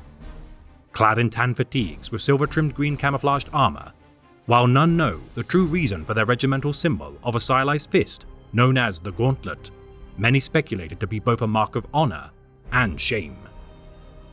The 86th Deltic Dragons have won many campaigns fighting in collaboration with the Tau Xenos against the Tyranid High Fleet, Gorgon. Content to fight with aliens only by virtue of their unflinching duty to follow orders, These Tempestus scions alongside the battlesuits of Kelshan Sept bear striking similarity in their stoic determination to destroy the Great Devourer. Their close-range expertise, supported by covering fire of the Fire Warriors, the Deltic Dragons are regardless forbidden from engaging with the Tau senior commander, Shasoshi Yahei, to prevent their alliance of convenience from becoming a camaraderie. Wearing dark grey fatigues with brass-trimmed black armor, their regimental badge is ever-changing in order to obfuscate and confuse their Tau allies from deriving intel on their hierarchy. The 88th Alphic Lions are a notable regiment of the Ordo Tempestus, who have on many occasions fought beside the first founding Adeptus Astartes chapter, the Blood Angels. Combating the entities of the Warp on the world of Jalbri in collaboration with Sanguinary High Priest Corbulo, their efforts allow for the bearer of the Red Grail to destroy a greater demon of Slaanesh in single combat. Clad in black fatigues, paired with silver-trimmed black carapace armor, the symbol of their regiment, a stylized lion's head, embodies their proud nature, strength, and nobility. The 99th Deltic Gorgones have accrued a mighty tally of kills, fighting the Tyranid Xenos particularly during the Zaris campaign, repelling the invasion of High Fleet Leviathan, aiding the beleaguered Katakan jungle fighters of the Astra Militarum. Wearing dark grey fatigues and silver-trimmed camouflage green armor, their regimental symbol of a green stenciled triangle is speculated to represent strong foundations which aid in their defiance against the most terrible of foes. The 101st Betic Dragons excel at airborne strike maneuvers and won many plaudits fighting beside the Destroyer Space Marine chapter against the Crimson Slaughter warband. Concealing themselves within the debris strewn across the volcanic peaks of the unknown Deathworld, their sundering of several hellbrutes into vast seas of magma allowed for the Astartes to banish the Crimson Slaughter back into the Warp. Wearing black fatigues with grey-trimmed black armor, their regimental badge of a stylized green dragon, seen from an aerial view, characterizes their exceptional expertise, attacking from the skies. Finally, the 133rd Lambdan Lions regularly aid the Adeptus Mechanicus Forge World of Mazoa in their efforts to recover long-lost technologies. Over the course of 2 millennia, the Lions have trained within the training facilities situated on the 2 moons orbiting Mazoa, their proximity to the vast resources of the Forge World indenturing their service to the Adepts of Mars. Adhering to ancient pacts made with the ruling priesthood of the planet, the Ordo Tempestus sanctions the Lambdan Lion service in exchange for powerful augmentations to be built and fitted to their arsenal of weapons. Fighting alongside the Skitarii legions and on rarer occasions the Collegia Titanica, few enemies of the Imperium can counter the cold logic of the Mechanicus when combined with the disciplined martial skill of the Militarum Tempestus. Wearing black fatigues with gold-trimmed crimson armor, their regimental symbol of red chevrons on a field of white honors the dialectic traditions of the Mechanicus' Lingua Technis. Highly specialized when committed to active war zones, the Ordo Tempestus never falter in following their orders as they hurl themselves into the fray. Each and every member of its creed, drawn from the orphaned highborn of humanity, armed with among its greatest weapons and trained beyond compare, only the Genhan's transhuman warriors of the Emperor prove superior to their might. Masters of shock assaults of such terrible danger, which no typical regiment of the Astra Militarum can accomplish, the Scion's total adherence to disciplined lines have no thought to defy the pragmatic commands of their superiors. Their unflinching obedience, overriding all sense of self-preservation, each and every Tempestus Scion lays down their lives if necessary to achieve their objectives. Each proven warrior who survives countless battles of near-suicidal proportion is promoted to the rank of Tempesta Prime, or simply Tempesta, acting alike to a squad sergeant who maintains the chain of command and high standards of their teams. Memorizing thousands of battle doctrines imparted from their study within the Schola Progenium, each split-second decision is influenced by the collated wisdom of the Astra Militarum, won through countless millennia of war. Often rewarded with regimental greatcoats as a sign of their rank, the most battle-honored Tempesta Primes carry skull-crested staffs, known as Arcana Militarum, into battle. capable of changing the course of planetary sieges and protracted crusades. An exemplary squad of Tempestus Scion veterans has on many occasions been the catalyst to achieving victory. Confronting the deadliest enemies of the Imperium, such as the ancient Necrons, ravenous swarms of Tyranids, and merciless greenskin hordes, no warzone or battlefield is too deadly for the Tempestus Scions to infiltrate. Deployed behind enemy lines via grav chutes and Valkyrie assault carriers, the Tempestus modified armored personnel carrier, the Taurox Prime, protects their charges until unleashing them into the thickest of fighting. Chosen by the Emperor's Holy Inquisition on many occasions to escort their vessels to and from the black ships of the Null Maidens of Luna, many an Astra Militarum regiment resents the praise and favor given to the elite of their order, merely as a sign of their own jealousies and shortcomings. Ignoring the barbs thrown by their inferiors, the Tempestus Scions' indifference to their peers only bolsters the bitterness stoked within the rank and file. Working closely with the Officio Prefectus of the Departamento Munitorum, the Commissars, to handle political oversight and reinforce their already potent combat prowess, these enforcers of the Emperor bear higher authority than even Tempesta Primes. Respected by the soldiers under their command, such commissars appointed to Tempestus squads bolster their effectiveness in battle, ascending to near ludicrous displays of zealous fury. Trained within the same Schola Progenium to which all their men have graduated, this familiarity and mutual respect sees most commissars appointed to serve within the Ordo Tempestus eschew their duties to weed out weakness or cowardice and focus solely on martial doctrine. Branded with symbols on their chest upon mastering their various weapons and pieces of war gear, these permanent signs of their martial prowess is the envy of those whose flesh remains unmarked. Clad in carapace armor, molded by ceramite and armorplast joints, whilst comparable to Adeptus Arbites armor in its functionality and effectiveness, direct impacts of small arms fire can be shrugged off with ease. Their riser pattern hotshot lasguns, the envy of a commonplace guardsman. Such weapons are connected directly to hyper-yield power arrays worn on their backpack rigs, which allows their beams to penetrate even the rugged ceramite of Chaos Space Marines. Deploying volley gun variants of such weapons on occasions, the Tempesta Primes regard such weapons as the pinnacle of their men's arsenal, which allows for higher rates of fire than their standard lasgun variants. Outfitted with visual augmenters via their Omnishield helmets, a soldier of the Ordo Tempestus, though capable of surviving solar days with no need for sleep nor nourishment, benefits from nutrient gruel and oxygen reservoirs connected to their helmets. Their iconic parade berets, a symbol of pride within their ranks. Should a war zone not require the use of protective war gear from the elements, nor use of low-light spectral lenses, many prefer to fight bearing their facial scars earned in battle, or lack thereof. Analyzing tactical data using their Dexterra configuration slate monotrons on their forearms, each subordinate of the Tempesta Prime can quickly access updated commands, objectives, and personal vital signs. Each suit of armor fitted with monoscopes to allow for their squadmates to share audio-visual feedback which each scion observes. Any act of obscuring its lens, whether intentional or not, is punishable by a solar day of electro-whipping and days of starvation for denying valuable tactical data.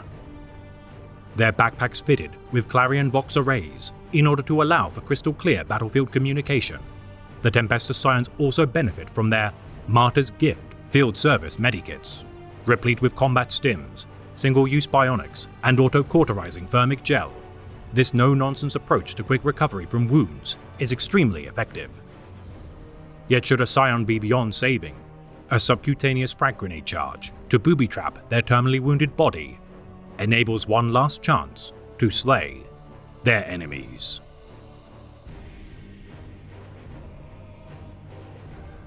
Stormtroopers work best under maximum pressure, maximum intensity, and maximum danger. When these things are shared with others, they help form a bond stronger than any tie known in the galaxy.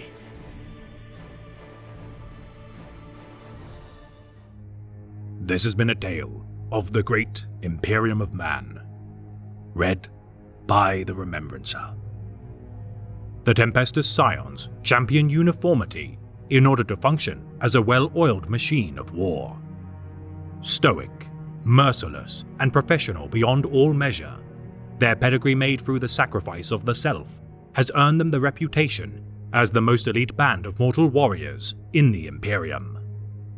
However, to wage war with no fort for the world one inherits is regardless a failed endeavor, for without individuality, humanity shall never ascend new heights of innovation and progress. Be mindful of functioning as a cog in the machine, for while your efficiency shall benefit those you toil with, you shall regardless be replaced, should you falter. Your insight is powerful, for should you sharpen your mind to rule as a sovereign soul, you shall progress past drudgery. For none can achieve independence following the preordained paths of those who are content with tedium.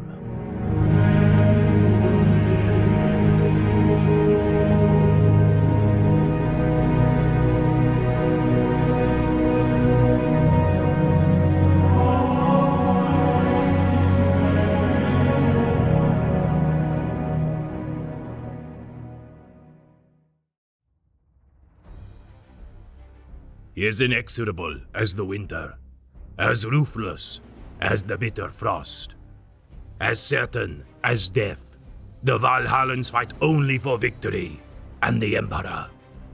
All else is but a prelude.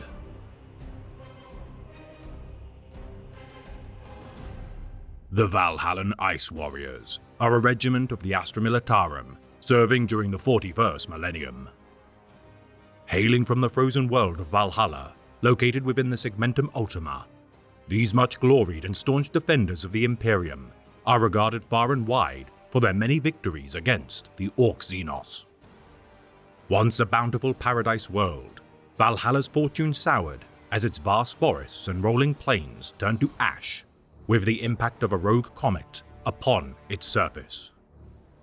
Breaking the comet into pieces using their defense laser array, such efforts succeeded only insofar as preventing the wholesale destruction of their world, as the comet's composition of pure iron nullified much of their firepower. With the collision of a mile-wide fragment of the comet hurling into the northern continent of the planet, the damage made to Valhalla shifted its orbit further from its sun, causing its ravished ecosystem to suffer. For 10,000 years, the planet changed into a bitterly frigid death world, its reduced warmth and light provided from its sun, transforming its environment and people. Famine cast its shadow upon the Valhallans, their meager subterranean caverns, offering few geothermal shelters, forging them into hardy souls capable of enduring the harshness of the cold. Harried in the wake of their misfortune by the Greenskins, the Valhallans repelled countless raiding efforts, building underground hive cities as they attempted to salvage their homeworld from the clutches of extinction. The people of Valhalla fought with ice-boring machinery and their remaining Promethean weaponry. Refusing to yield, even in the face of bleak circumstance, their first act of reprisal against the Orcs cemented the Valhallans' reputation as a dour yet indomitable regiment of the Astra Militarum as they cleansed their home system of the Xenos presence. Impressed with the resourcefulness and sheer, unfaltering willpower of the Valhallans, the Departamento Munitorum raised the people of this barren world as a primary recruitment world of the Imperial Guard. Stubborn beyond measure and stoic in the face of adversity, the Valhallan Ice Warriors do not balk at the hardships they face and seek only to fight with valor in the name of the Emperor. Their underground hives impoverished and overcrowded, many a pious soul seeks recruitment into the Guard in order to escape the endless cycle of malnutrition and toil. Surviving off nutrient slime cultivated from their cavern walls, even corpse starch is a meal fit for a king in the eyes of many of these rugged warriors. The pettiest of crimes are sentenced with death, the citizens of Valhalla not taking kindly to actions which endanger their people's survival, and as such, many of recruits sent to join the Astra Militarum act as honest, if not uncultured soldiers. Renowned far and wide for their many campaigns fought in the name of the Imperium, many guard officers and generals of varying cultural origins respect and even admire the Valhallan Ice Warriors as among the most reliable and uncompromising soldiers of the Imperium. Capitalizing on their deep hatred of the Greenskins, the Valhallans are arguably the most elite orc hunters within the ranks of the Astra Militarum, for their boundless hatred and dogged refusal to retreat from such foes bolsters their resolve. Honored for their service during the defense of Coronea, Eastlight Nebula Wars, Siege of Kotrax, Defense of Makan, and Abaddon the Despoiler's 13th Black Crusade, their current deployment to the Spinward Forward campaign has further cemented their reputation as defiant paragons of the Imperium. Their homeworld once more besieged during the days of blinding following the birth of the Great Rift across the stars, not even the pawns of the ruinous powers could break their tenacious spirit. Trained to fight in densely packed battle lines supported by artillery barrages and waves of infantry advances, their unflinching courage is bolstered by attachments of Adeptus Ministorum priests proclaiming the blessings of the Emperor. Holding ground which other regiments would prove incapable of securing, the obstinacy of the Ice Warriors is legendary throughout the ranks of the Astra Militarum. Taking little thought for self-preservation, the blunt yet effective forward marches of maneuvers conducted by heroes of the regiment, such as the ruthless commander Kubrick Chenkov, exemplify their headstrong nature. Equipped with firmly insulated greatcoats, helmets, and Arctic clothing, each Ice Warrior is expected to carry every necessary means of survival on their person at all times.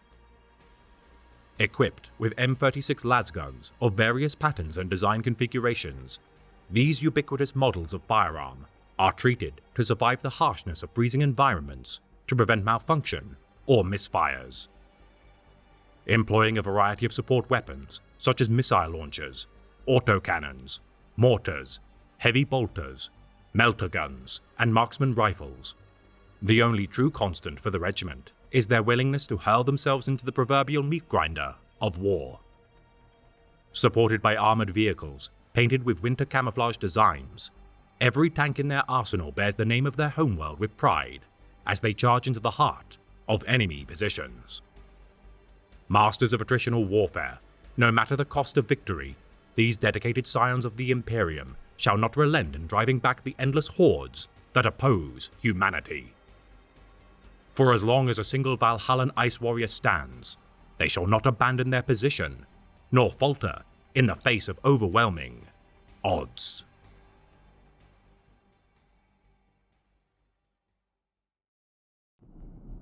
We shall wage this war with undaunted faith and courage. We shall not take one step back. This is the Emperor's world, and we will not surrender it.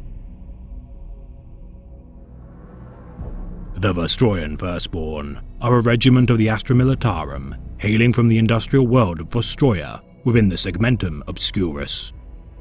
Serving the Imperium for numerous Terran centuries, the Vostroyans fight to absolve themselves of their past crimes made against the Master of Mankind.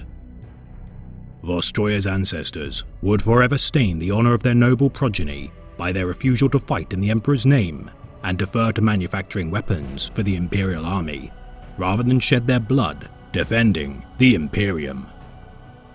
Despite their refusal to face the traitors to the throne, Vostroia would receive incredible mercy for their actions and be given a chance for atonement. Scrutinized personally by the Primarch of the 13th Legion, Rabute Guilliman, the Lord Commander of the Imperium would negotiate a means for the people of Vostroia to make amends for their transgression. Pledging to offer their firstborn sons of each family of their world to fight in the Emperor's name, the Vostroyan Firstborn would be founded. Warned by Guilliman that their penance could last eternal, the Tektriarch nobles of Vostroia would accept their new pact without dissent and allow for 10,000 years of unbroken tithes to the Imperium. Trained within the frozen ruins and harsh cityscapes of their world, the Vostroyan Firstborn regiments garrison their world's uninhabitable wastes until their deployment across the stars. Never to return to their homeworld, Each generation of the Vostroyan Firstborn are reinforced with new recruits to each of their regiments, with each new generation of aspirants. Despite the long journeys and labour required to reinforce their battle-scarred regiments, such a practice allows for the veterans of the Firstborn to mentor their new recruits and continue the glories won by their regiments, hearkening to the original founding of their line to remain unbroken. Each member of the regiment's officer corps is composed of soldiers drawn from Vostroya's ruling Tektriarch aristocracy, whilst its rank and file comprise of those taken from the slums of its labour menials and worker families. Though due to their bloodlines, bonds of camaraderie are strengthened with distant uncles, aunts and cousins, watching over their familial kin upon their induction into each regiment. Driven with zealous courage and peerless stubborn pride, the Vostroyans are among the most driven Astra Militarum branches of its military. Experts of urban warfare and adept at fighting in cold climate environments, the Vostroyans form the bulk of their forces as line infantry. Supported by armoured divisions, their heritage as manufactorum workers bolsters their armaments with close ties to the Adeptus Mechanicus. Their homeworld housing vast great smelteries and factories, the hyper-industrious peoples of Vostroya, despite their pledge of firstborns to fight in the Emperor's name, never falter in their production quotas to the Mechanicus. Each factory bears a sacred workshop, tasked with building the armaments and war gear of their firstborn. The factory workers tasked with submitting a single hour per 10 of each of their day shifts to upkeep of the firstborn's equipment. Fueled by the desire to aid their long-distant brothers, sisters, sons and daughters to be armed appropriately to face the enemies of humanity, the Vostroyans work diligently to support their kin. Outfitted with armaments superior to many Astra Militarum regiments, each weapon of the Vostroyan Firstborn is handcrafted, for none shall charge into battle wielding mass-produced munitions. Currently deployed to the Margin Crusade, Calixus Sector, and Halo Stars, the Firstborn fight alongside the regiments of Cadia, as the Vostroyans have served as part of the Spinwood Forward Star sectors spanning war zones longer than any Astra Militarum regiment. Remaining at close to full strength during their service, their prowess in battle has seen to their favour by the Lord Militant of the Maccabian Janissaries, Supreme Commander Ganzeric. Inheriting the equipment of their vanquished kin, the Vostroyans further enshrine their ties to tradition by donning their ancestors' armour and weapons from one battle to the next. Clad in plasteel alloy carapace armour, the Vostroyans are the envy of many Astra Militarum regiments due to their superior equipment. Wielding handcrafted las rifles, embellished with etched brass filigree, the Baroque warriors of Vostroya cut a noble figure in the midst of battle. Their red mask lenses and longcoats, easily identifiable by both Imperial and heretical forces alike, the officers of the Firstborn integrate ornate axe blades and bayonets to their las guns for increased melee proficiency. Standard bearers of the regiment are honoured with carrying ancient sabres and daggers of their proud homeworld and ritually scar their upper torsos with symbols honouring their heritage. Those of the most aristocratic houses bear weapons inlaid with precious metals and hand-carved wooden stocks, and for each enemy slain by their craft, the Vostroyans feel immense pride in the keen edge and firepower of their inherited heirlooms. Primarily armed with the M36 Cantrail pattern las guns, unlike their mass-produced counterparts, each Vostroyan-made M36 is finely tuned and crafted to allow for superior handling. Despite their ornate and distinct design, such weapons function to the same as standard las guns, yet exceed their mass-produced counterparts in effectiveness. Utilizing variants such as the M40 carbine pattern las gun as surplus stock, snipers of the regiment also make use of their own unique pattern of long las. The most high-ranking officers wield sabres known as shashka in single-handed grips, which prove effective as both slashing and thrusting weapons. The curved blades can be dual-wielded by expert duelists of the regiment and are capable of rending most combatants foolish enough to test their edge. Cut off from the wider Imperium with the expanse of the Cicatrix Maledictum across the galaxy, despite the interference of the Great Rift, the Vostroyans have proven reliable in defending their homeworld and its surrounding star systems. Bereft of the guidance of the light of the Astronomicon, the Vostroyans continue to reinforce their positions across dozens of war zones. Flying blind, the Vostroyans are regardless undeterred from travel and utilize ancient data charts and the memories of veteran navigators to circumvent the Great Rift. Though most transports never reach their destination, the Vostroyans shall never again suffer the shame of denying the call to war. Governed by the Tektriarchy Committee, formed of Adeptus Mechanicus Archmagi and planetary nobles, Vostroya's boundless subjects, despite their polluted inhabitants and poor living conditions, continue to replenish the losses incurred from war. The poorest families shall tithe their firstborn to enable them a chance to achieve glory in their name, and once bedecked in the red uniform of their military, honoring their ties to the Mechanicus of Mars, their children shall escape the monotony of toil to give their lives for the glory of the Emperor. Conservative in their beliefs, the Vostroyans defer to the wisdom of previous generations, espousing that those too eager to sate their curiosities shall reap pain, torment, and even death at the hands of the malevolent denizens of a ruthless galaxy. Carrying parchments known as the Treaties Elati into battle, these sacred texts, written by Saint Nadalia, the patron saint of Vostroya, each member of the Firstborn march into battle with the blessing of their Grey Lady.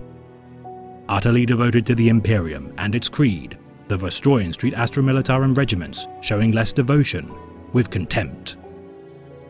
Fiercely loyal to those who earn their respect, they shall stand with their comrades in arms to the death and treat such individuals or regiments as if they share their bloodline. This is Helltown, boy. Different rules here. My lads just spent 16 days in a living nightmare. Killed 12 Gorks and 82 Morks. They want to relax, want to cut loose. Get out of their faces, or I'll get into yours. The Armageddon Orc Hunters are a regiment of the Astra Militarum. Established during 943.M41, following the Second War for Armageddon, these experts of Orc warfare tactics seek vengeance against the Greenskins for the damage done to their homeworld.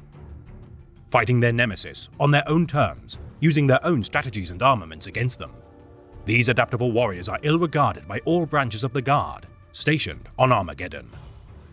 Recruited from the equatorial jungle of their homeworld, their Cerberus base of operations known as Helltown is adorned with many trophies taken from the Greenskins, such as skulls, tooth necklaces, and blood-smeared panoplies. Carrying scalper machetes into battle to better decapitate their enemies, the Orc Hunters on occasion fight alongside the Greenskins when chaos invasions occur, only to return to hostilities when such elements are purged. Their adoption of Orc tactics and methodology, forever changing their demeanor.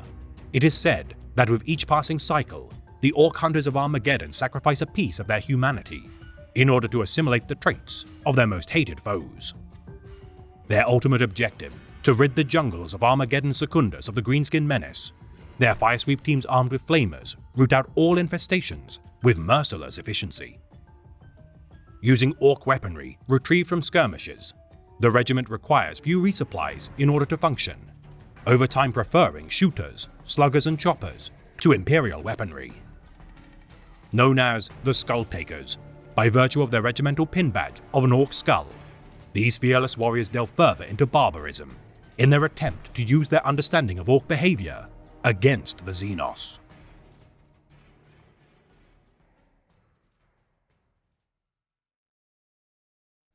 The Euphonian Tunnel Rats are a regiment of the Astra Militarum. Hailing from the world of Aphanos, its planetary governing body is rife with infighting as the noble class vie for power. The resultant gang warfare, inciting violence and destruction within its hive streets and sewers, many a hardened killer is honed by spilling blood upon the hydroponic gardens of Aphanos.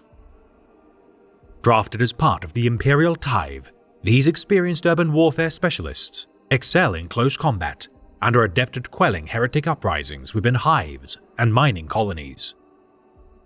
Refusing to use artillery or mortar weaponry due to their confined space battle doctrine, their preference for melter guns, flamers, explosives, and light armored support in the form of sentinels and chimeras has proven effective in slaughtering countless Genestealer cults within the bowels of corrupted cities.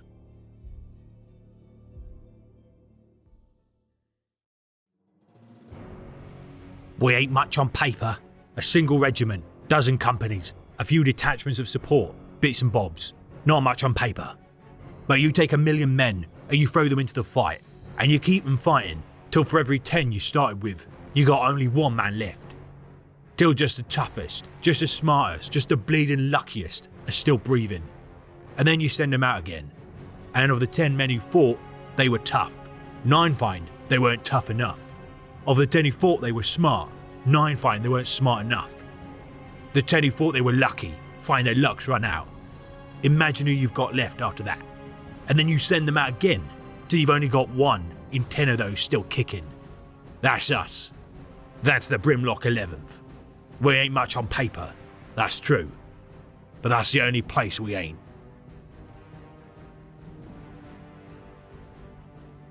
The Brimlock Dragoons are a regiment of the Astra Militarum.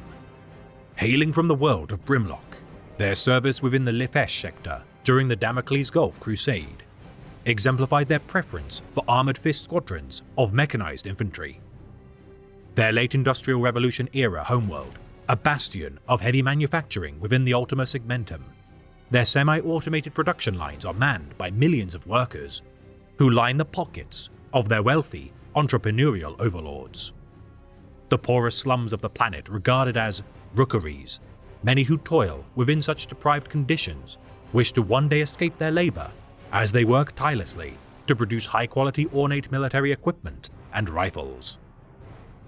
The administrative epicenter of their star system, each subservient tribute world pledges materials and men to serve within the Brimlock Auxilia. By virtue of its dense population, Brimlock offers millions of volunteers to serve within the Astra Militarum each year. These aspirants divided into regiments of 5 to 10,000 souls, who all seek deliverance from drudgery and pine for adventure among the stars. Delivered with Chimera armored transports, due to their manufacturing pedigree of their homeworld, should each regiment not maintain their vehicles, they are regardless not reinforced with replacements.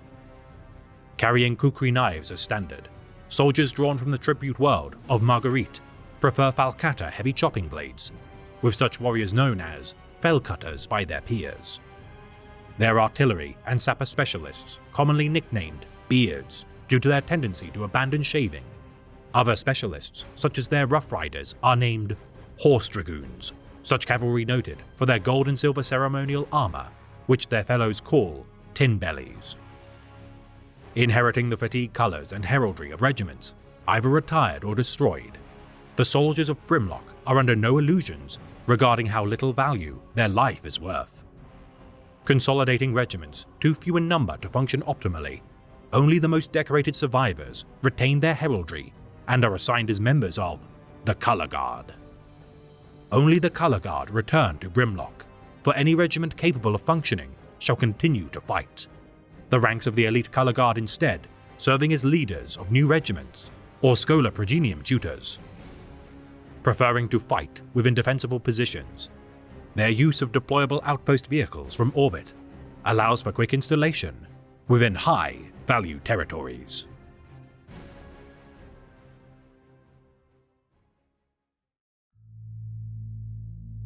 Call that a blade?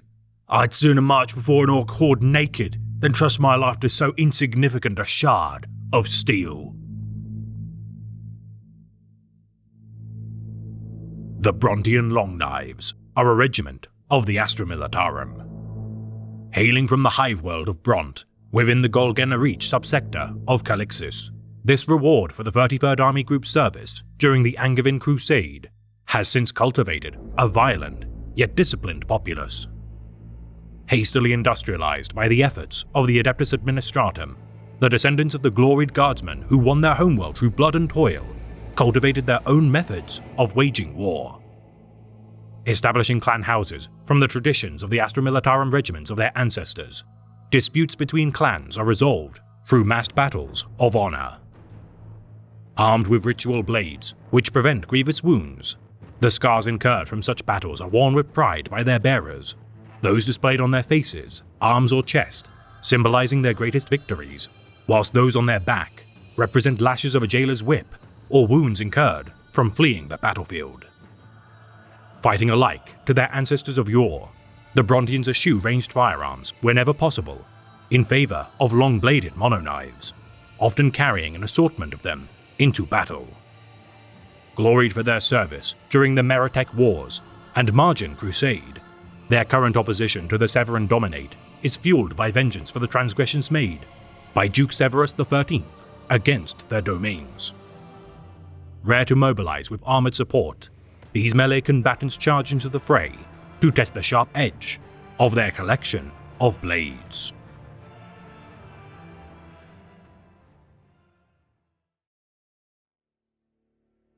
The Dieprian Mountain Men are an extinct regiment of the Astra Militarum.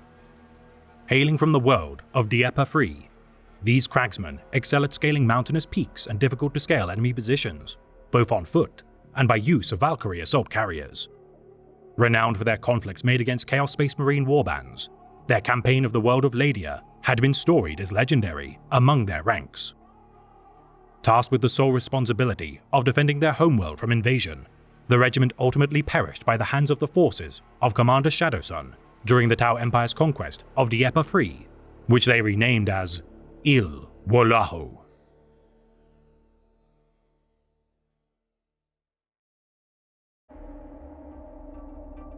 The Drukian Fenguard are a regiment of the Astra Militarum.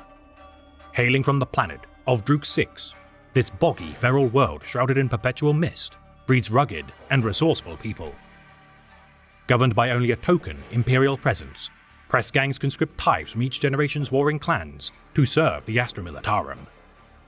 Raiding one another's territories to pillage their resources, using native Rekhorn beasts of burden, those who survive the clan wars of Druk 6 excel at infiltration, scouting, and rapid assault maneuvers.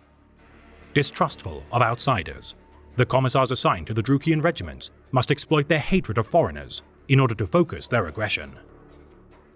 Marking enemy positions as rival clans, the commissars invoke their duty to honor their ancestors' legacy or endure the stain of dishonor upon their martial codes.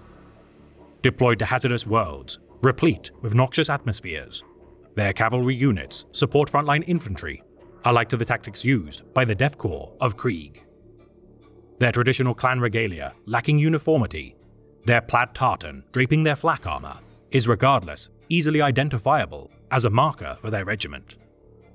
Largely undisciplined and prone to desertion, this regiment requires a larger consignment of commissars than most in order to maintain morale.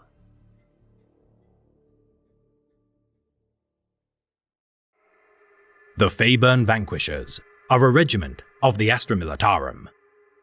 Hailing from the world of Faeburn, noted for its honeycombed subterranean cave networks, the regiment's training practices attempt to emulate the combat doctrines of the revered Cadian shock troopers. Personally advised by veteran Cadian infantrymen and tank officers on occasion, on cursory observation of these soldiers, many would mistake them as descendants of the Fortress world. The skies of their homeworld forming hallucinogenic phenomena resulting from the birth of the Great Rift across the stars. The so-called Aurora Illuminato is said to imitate the form of the Emperor to entice its populace into its embrace. Fighting to relieve their people of the nightmares which plague their dreams, the Faeburn Vanquishers fight by the side of the Cadians as an act of solidarity as they seek to avenge the planet's destruction.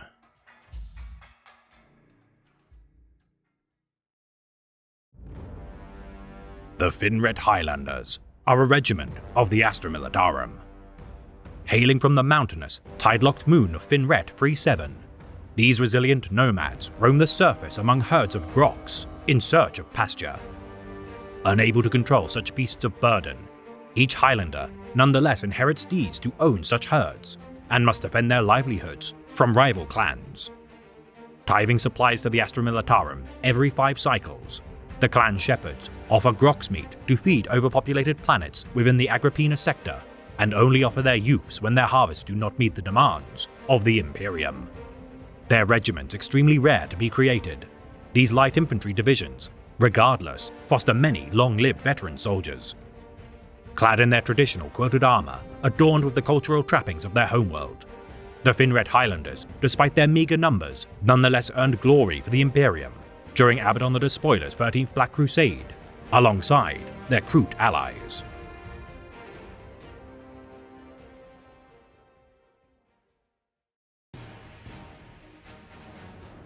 The Harakoni Warhawks are a regiment of the Astra Militarum.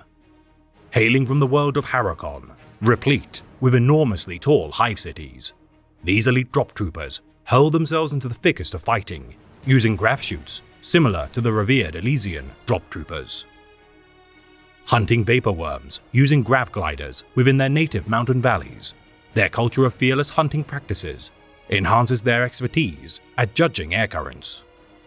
Employing several Tempestus Scion squads, the actions of this band of warriors have earned generals and war masters alike stunning victories, commendations, and medals aplenty. Their native dialect, known as Kondar, this derivation of Low Gothic, is characterized by well-known aphorisms which outsiders find bewildering to hear. Gloried for their service during the purge of the Kontqual subsector, fall of Medusa V, siege of the Fenris system, and Battle of Extremis 6, few regiments have attained such a brilliant reputation.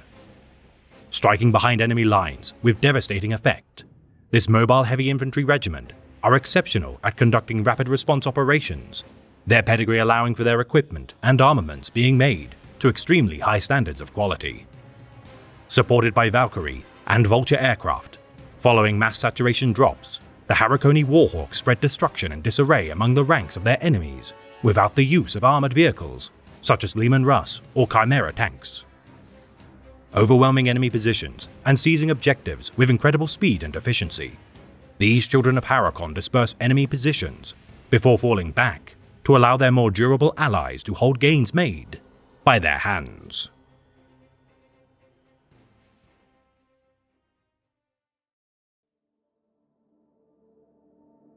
Not many can say they faced down a gene stealer.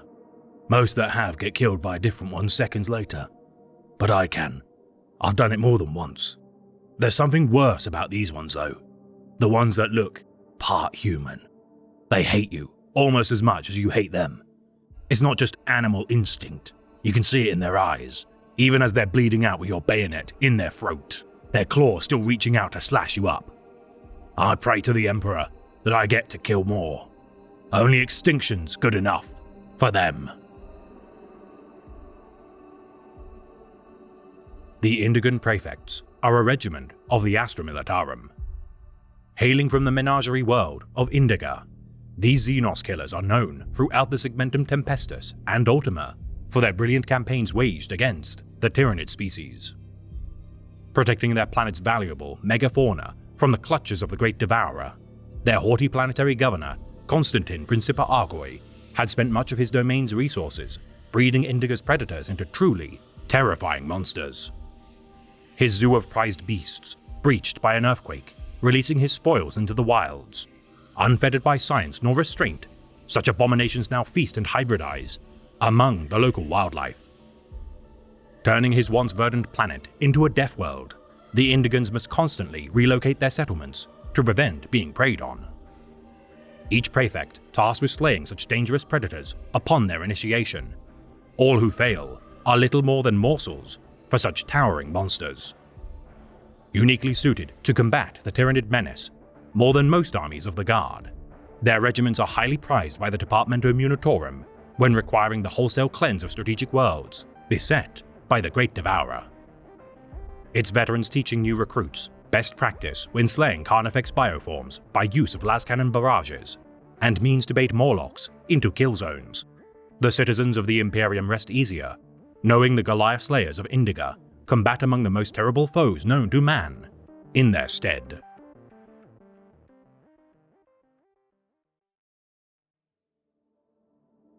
I find your military code revolting, your devotion to the Emperor insufficient, and your combat morale non-existent.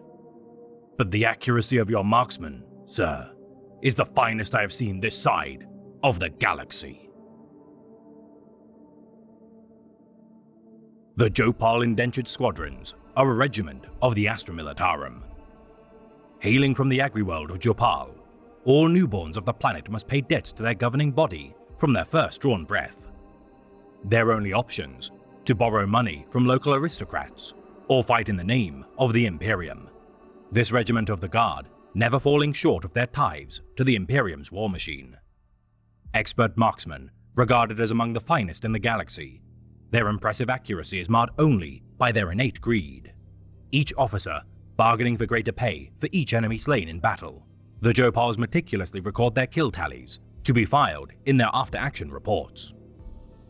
Aiding in the defense of Hive Tartarus during the Third War for Armageddon, their efforts thin the Orc lines within the outer reaches of the city, both with las fire, but also poisoning their water sources, tunnel collapses, and seemingly random ambushes.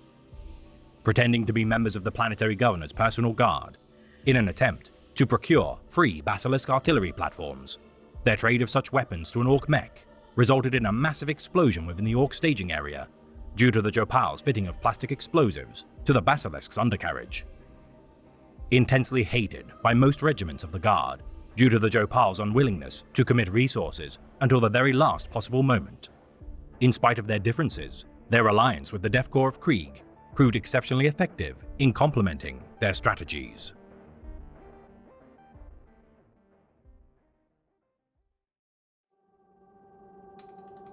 The Kanak Skulltakers are a regiment of the Astra Militarum. Hailing from the feral world of Kanak, these barbaric tribesmen endure the sulfurous air caused by the planet's active volcanoes. Larger than typical humans, yet not comparing to the scale of an Ogryn, their rabid demeanor is tolerated due to their effectiveness facing the enemies of the Imperium. Utilizing Rough Riders and Ogryn squads, though lasguns are their typical armament supplied by the Guard, most prefer primitive melee weapons crafted from bone and leather. Favoring flamers when trusted with their immense firepower, heavy weapons are spurned due to their proclivity to slow their charges. Hateful of the Word-Bearers due to the efforts of Pollux the Flayer, despite slaying the Chaos Lord, much of their outposts were torn asunder by the Sons of Lorgar.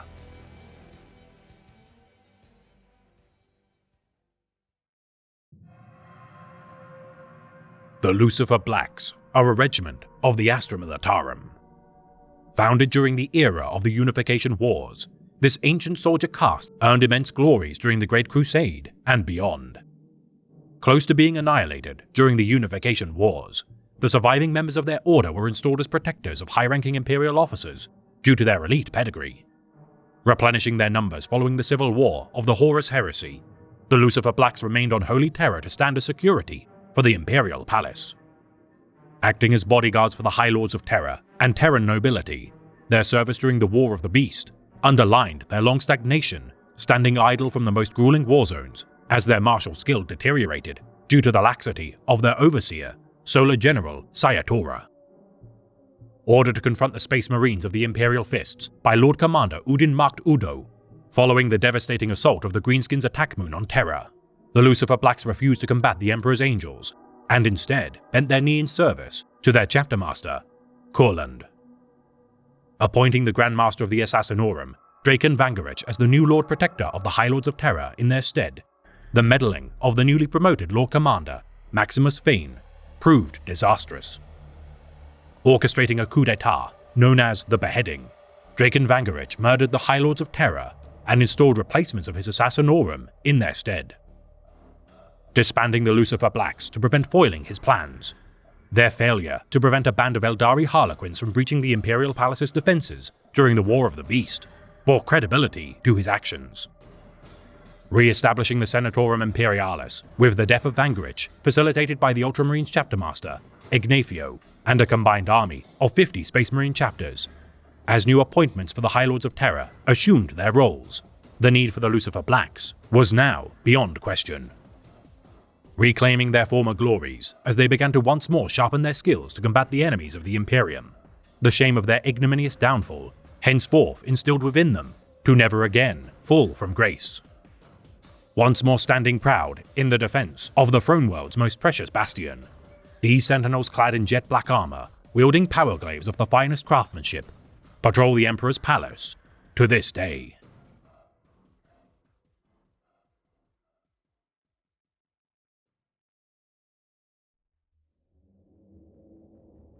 They're damn good with a blade, and no slouches when it comes to drinking either. There's none I'd rather have by my side, in battle or in the barroom, than a sewer rat.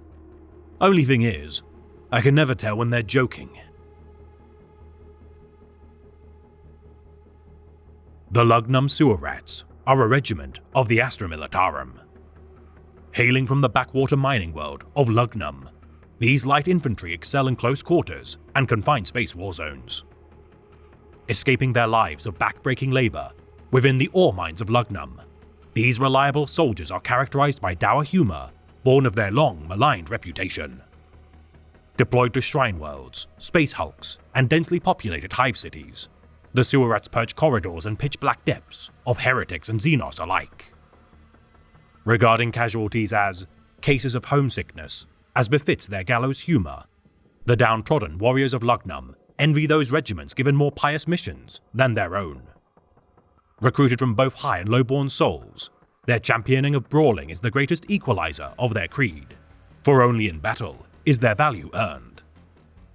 Carrying clan swords into battle as their single most prized possessions, the motto, "Even those who have nothing can still offer their blades," belies the value of these family heirlooms, crafted of the finest quality regardless of the pedigree of the house to which it is derived. Retrieving fallen brethren's clan swords before the bodies of the slain, it is the greatest shame of any family to have such priceless artifacts be claimed by the enemy. Armed with M36 lasguns, and clad in colourful and bright regalia in stark contrast to their dreary homeworld, slogans and symbols of their clans embellish their white-bloused shirts, dark green flak armour, and traditional kilts, refusing to wear any kind of helmet due to its similarity to the mining protective gear of their homeworld.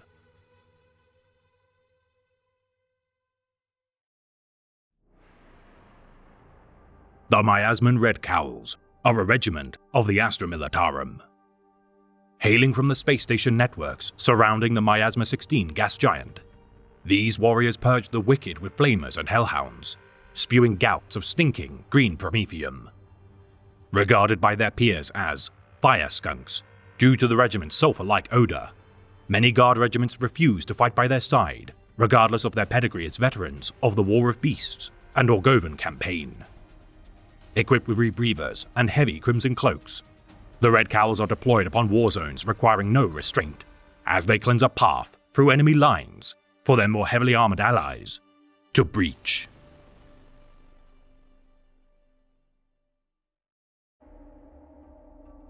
The Mobian Sixth are a fallen regiment of the Astra Militarum. Hailing from the hive world of Atoma Prime within the Mobian domain, for centuries the 6th Regiment served the Imperium during the fringe war against the dark tide of both Xenos and Chaos aggressors. Once the most decorated warriors of the campaign, as time passed, the fetid influence of Nurgle seeped into their ranks as they slowly fell to the thrall of Chaos, fueled by their long-harbored trauma incurred fighting the dark tide. Tasked with destroying the Admonition cult, who inflicted the walking pox upon the denizens of the Hive City, as the regiment combated swarms of poxwalkers infesting its streets, the Mobians began to defect to the Plague God's influence. Referred to henceforth as Scabs by Imperial forces, their alliance with the Admonition cult of Atoma Prime's largest hive, Tertium, is intent on weakening the veil between the planet and the Immaterium. Summoning demonic entities into real space to further their ambitions, their rallying call that Nurgle shall be called with death is fueled by the economic deprivation by the noble class of Atoma Prime. Fighting for the freedom to unshackle themselves from the Imperium's oppression, these heavily armored and mutated humans fight beside the dregs of cultists to seize Atoma Prime in the name of Nurgle. Opposed by agents of the Ordo Hereticus, under the command of Inquisitor Grendel, the seemingly endless tide of darkness is for now contained as countless skirmishes seek to excise the cancer from Tertium.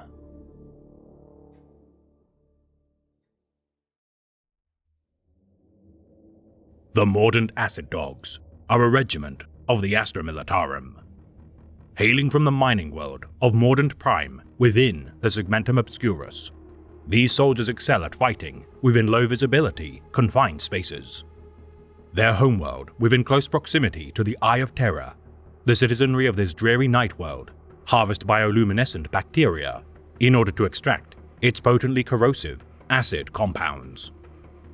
The sunless planet, replete with barren wastelands with no nourishment nor resources to provide, were the acidic compounds used for the creation of chem cannons such as the Banewolf not necessary, Mordant Prime would have been abandoned long ago.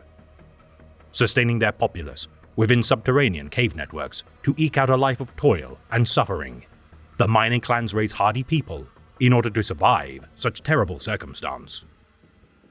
Trading their acids for resources from several forge worlds, the mining guild's exploitation of their workforce forces many to turn to a life of crime to make ends meet.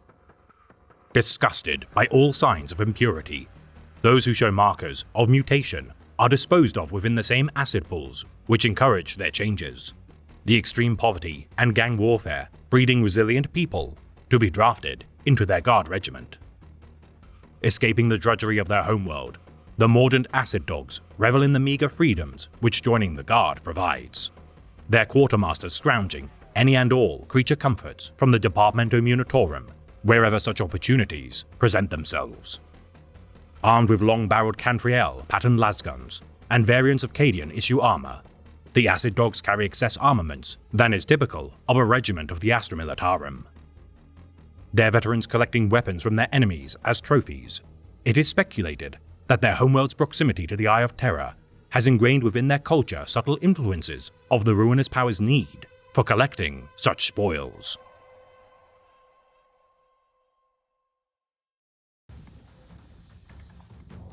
They seem to have a ghostly nature about them. Their appearance and mannerism is enough to chill a man to the bone. Yet this night has proven to me that the Sons of Nocturne are among the bravest and most loyal men we have seen in this war.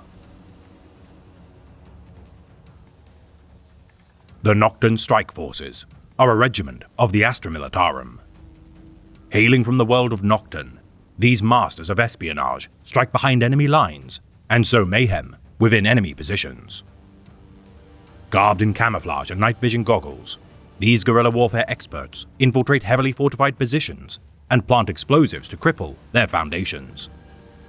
Present during the Third War for Armageddon, fighting within Acheron Hive, under the leadership of Colonel Wald, the Nocturnes fought through its underhive, organizing its denizens to resist the Orc invaders.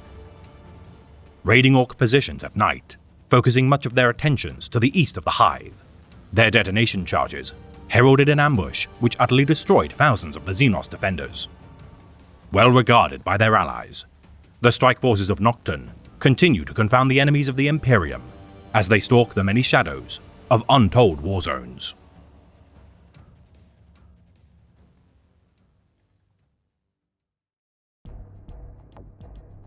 The Orcan Stonecrushers are a regiment of the Astra Militarum. Hailing from the world of Orcus within the Calixus sector, the high-gravity planet would be liberated from the oppression of the Severan Dominate by the Imperium during the Spinwood Front campaign. Recruiting the Abhuman populace to serve within the Astra Militarum, the Stonecrushers owe much of their experience to their time spent as guards of the Orcan Penitentiary complexes. Obedient to a fault, these soldiers are the most pliable of all Ugrin forces in the Imperium, and delight fighting in the name of the Emperor, wielding ripper guns, stone great axes, mauls and hammers. Pleased greatly by the shiny glint of their weapons' edges, their adoration for their commissars is displayed by shows of gathering the skulls of their enemies as proof of their deeds made to the Imperium.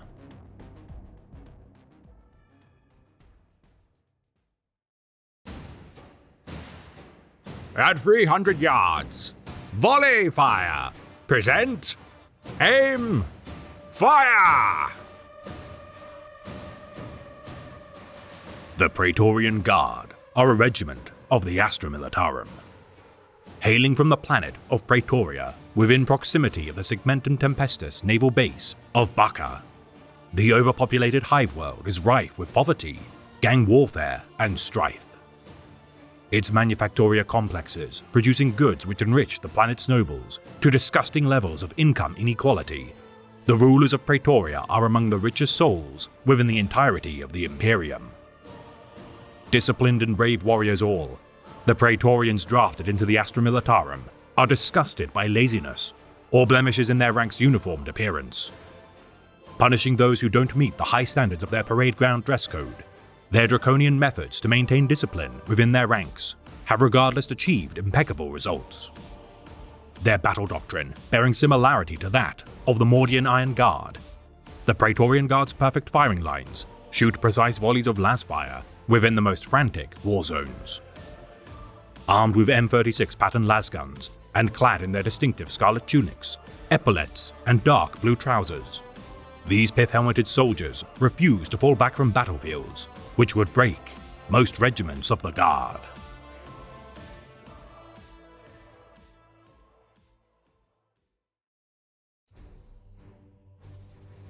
The Rowain Deepers are a regiment of the Astra Militarum. Hailing from the world of Rowain, these soldiers earned glory during the Sabbat World's crusade against the thralls of Chaos. Fighting beside the Tanith First and Only during the defense of Verenhive, the Deepers, though regarded as slothful, nevertheless fought with stubborn determination. Organized into poorly equipped light infantry divisions due to their middling reputation, many within their ranks are regarded as scroungers by virtue of their need to scavenge any and all resources from their allies. Clad in mustard yellow fatigues with battle bowler helmets, their service made to the Sabbat's world sector earned them glory despite costing them dearly in lives lost.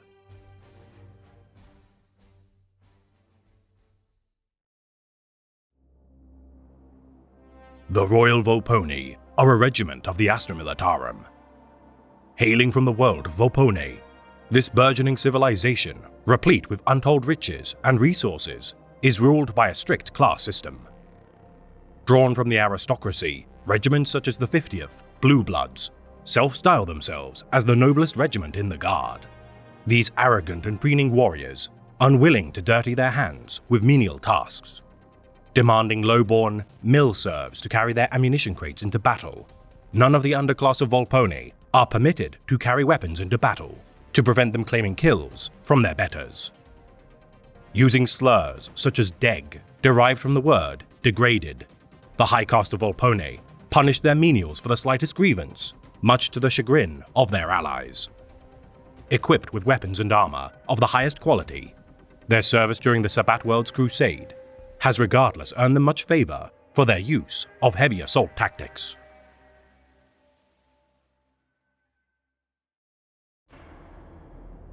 They are, without a doubt, the finest soldiers the Imperial Guard has to offer. Their training is comprehensive, their officers brave, their equipment in a high state of readiness, and their breeding is beyond reproach. They are destined for great things, and I will do all that is within my power to ensure that they achieve their potential. The Centillion Fusiliers are a regiment of the Astra Militarum. Hailing from the hive world of Centillia, these experts of combined arms warfare favor mechanized formations supported by grenadiers.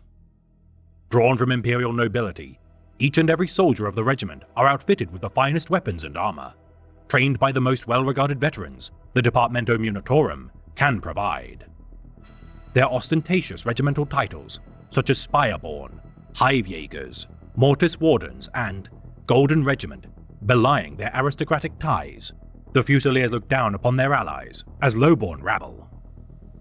Deployed within the Spinwood Front campaign against the Severan Dominate, Orc, and Drukhari Xenos, their close proximity to the conflict does little to spare them from the most grueling of war zones. Perceiving their service as integral to uplift the unwashed masses and as a rebellious act to avoid the mundanity of their otherwise peaceful homeworld, it is no surprise that these elitist soldiers bear many grudges from their allied regiments.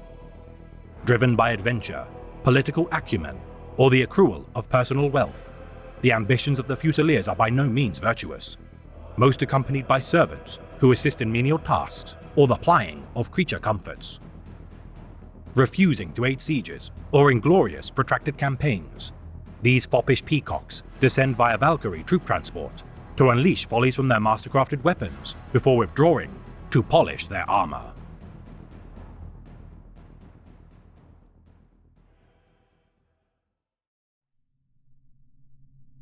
The Terrax Guard are a regiment of the Astra Militarum. Hailing from the world of Terrax, the Schola Excubitos branch of the Schola Progenium, housed on the planet, is among the most reputable of its institutions. Training stormtroopers, commissars, and other elite soldiers of the Imperium's war effort, the Schola ties the majority of its commissariat graduates to serve within the Terrax Guard. Typically armed with melter guns and benefiting from carapace armor rather than inferior flak armor, this regiment comprised entirely of commissars are a fierce opponent for any enemies of the Imperium.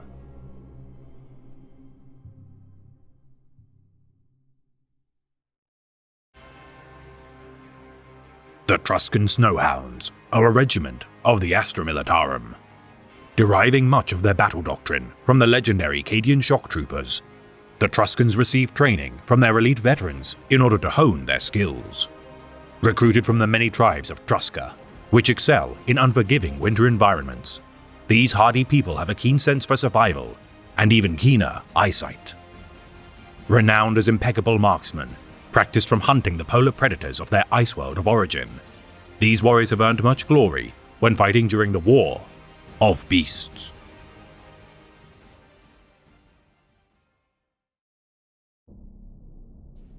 The Ventrilian Nobles are a regiment of the Astra Militarum. Hailing from the world of Ventrilia within the eastern fringe of the galaxy, this resource-rich planet burgeons with precious gemstones within its subterranean networks.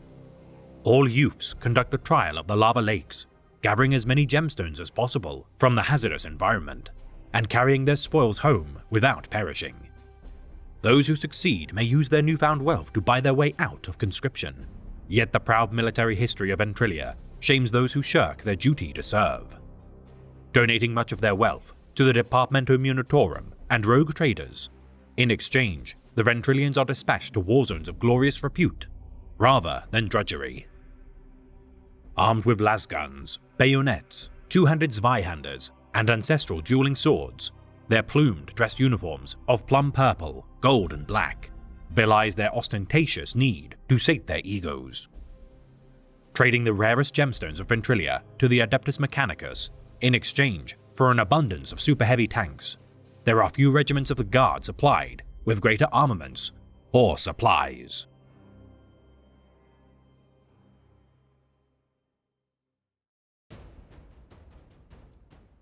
The Vitrian Dragoons are a regiment of the Astra Militarum. Hailing from the desert world of Vitria, each Dragoon carries a gene-locked personal copy of their ancient martial doctrines known as the Bihata into battle in a compartment covering their heart.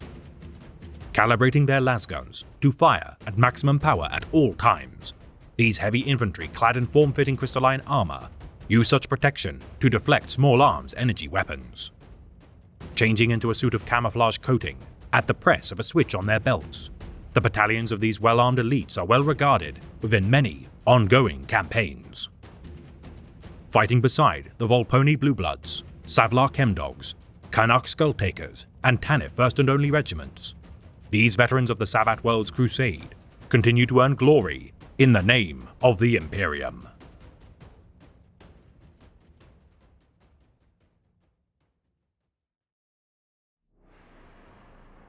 The Vresh Grenadiers are a regiment of the Astra Militarum. Hailing from the tech slums of Vresh, these experts of urban subterranean warfare closely mimic the combat doctrines of the legendary Cadian shock troopers. Cunning combatants, whose tactics are first learned from their time spent within the violent gang culture of their homeworld, the scrap metal plating of their flak armor is marked with regimental insignias upon their induction into their regiment, alongside their gang signs of origin.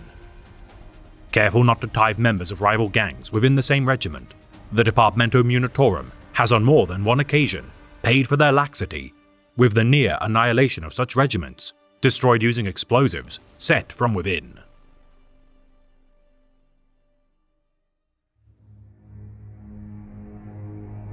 This has been a tale of the great Imperium of Man, read by the Remembrancer. It is well said that should the Emperor's angels vanish, the Imperium would fall in months. Yet without the Guard, its domains would crumble in mere days. Burdened with hurling themselves into the meat grinder of war, with no protective ceramite, the corpses of the Astra Militarum clogged the gears of their enemies' war machines to slow their relentless advances. Sacrifices, though regaled as noble, often never receive thanks nor glory, for alike to the many worlds of the Imperium, such deeds are drowned in a sea of misfortune. Yet know that such deeds matter, for a better future is made through duty to build a more prosperous future. For their strengths united in purpose shall more than compensate for your collective flaws and mistakes.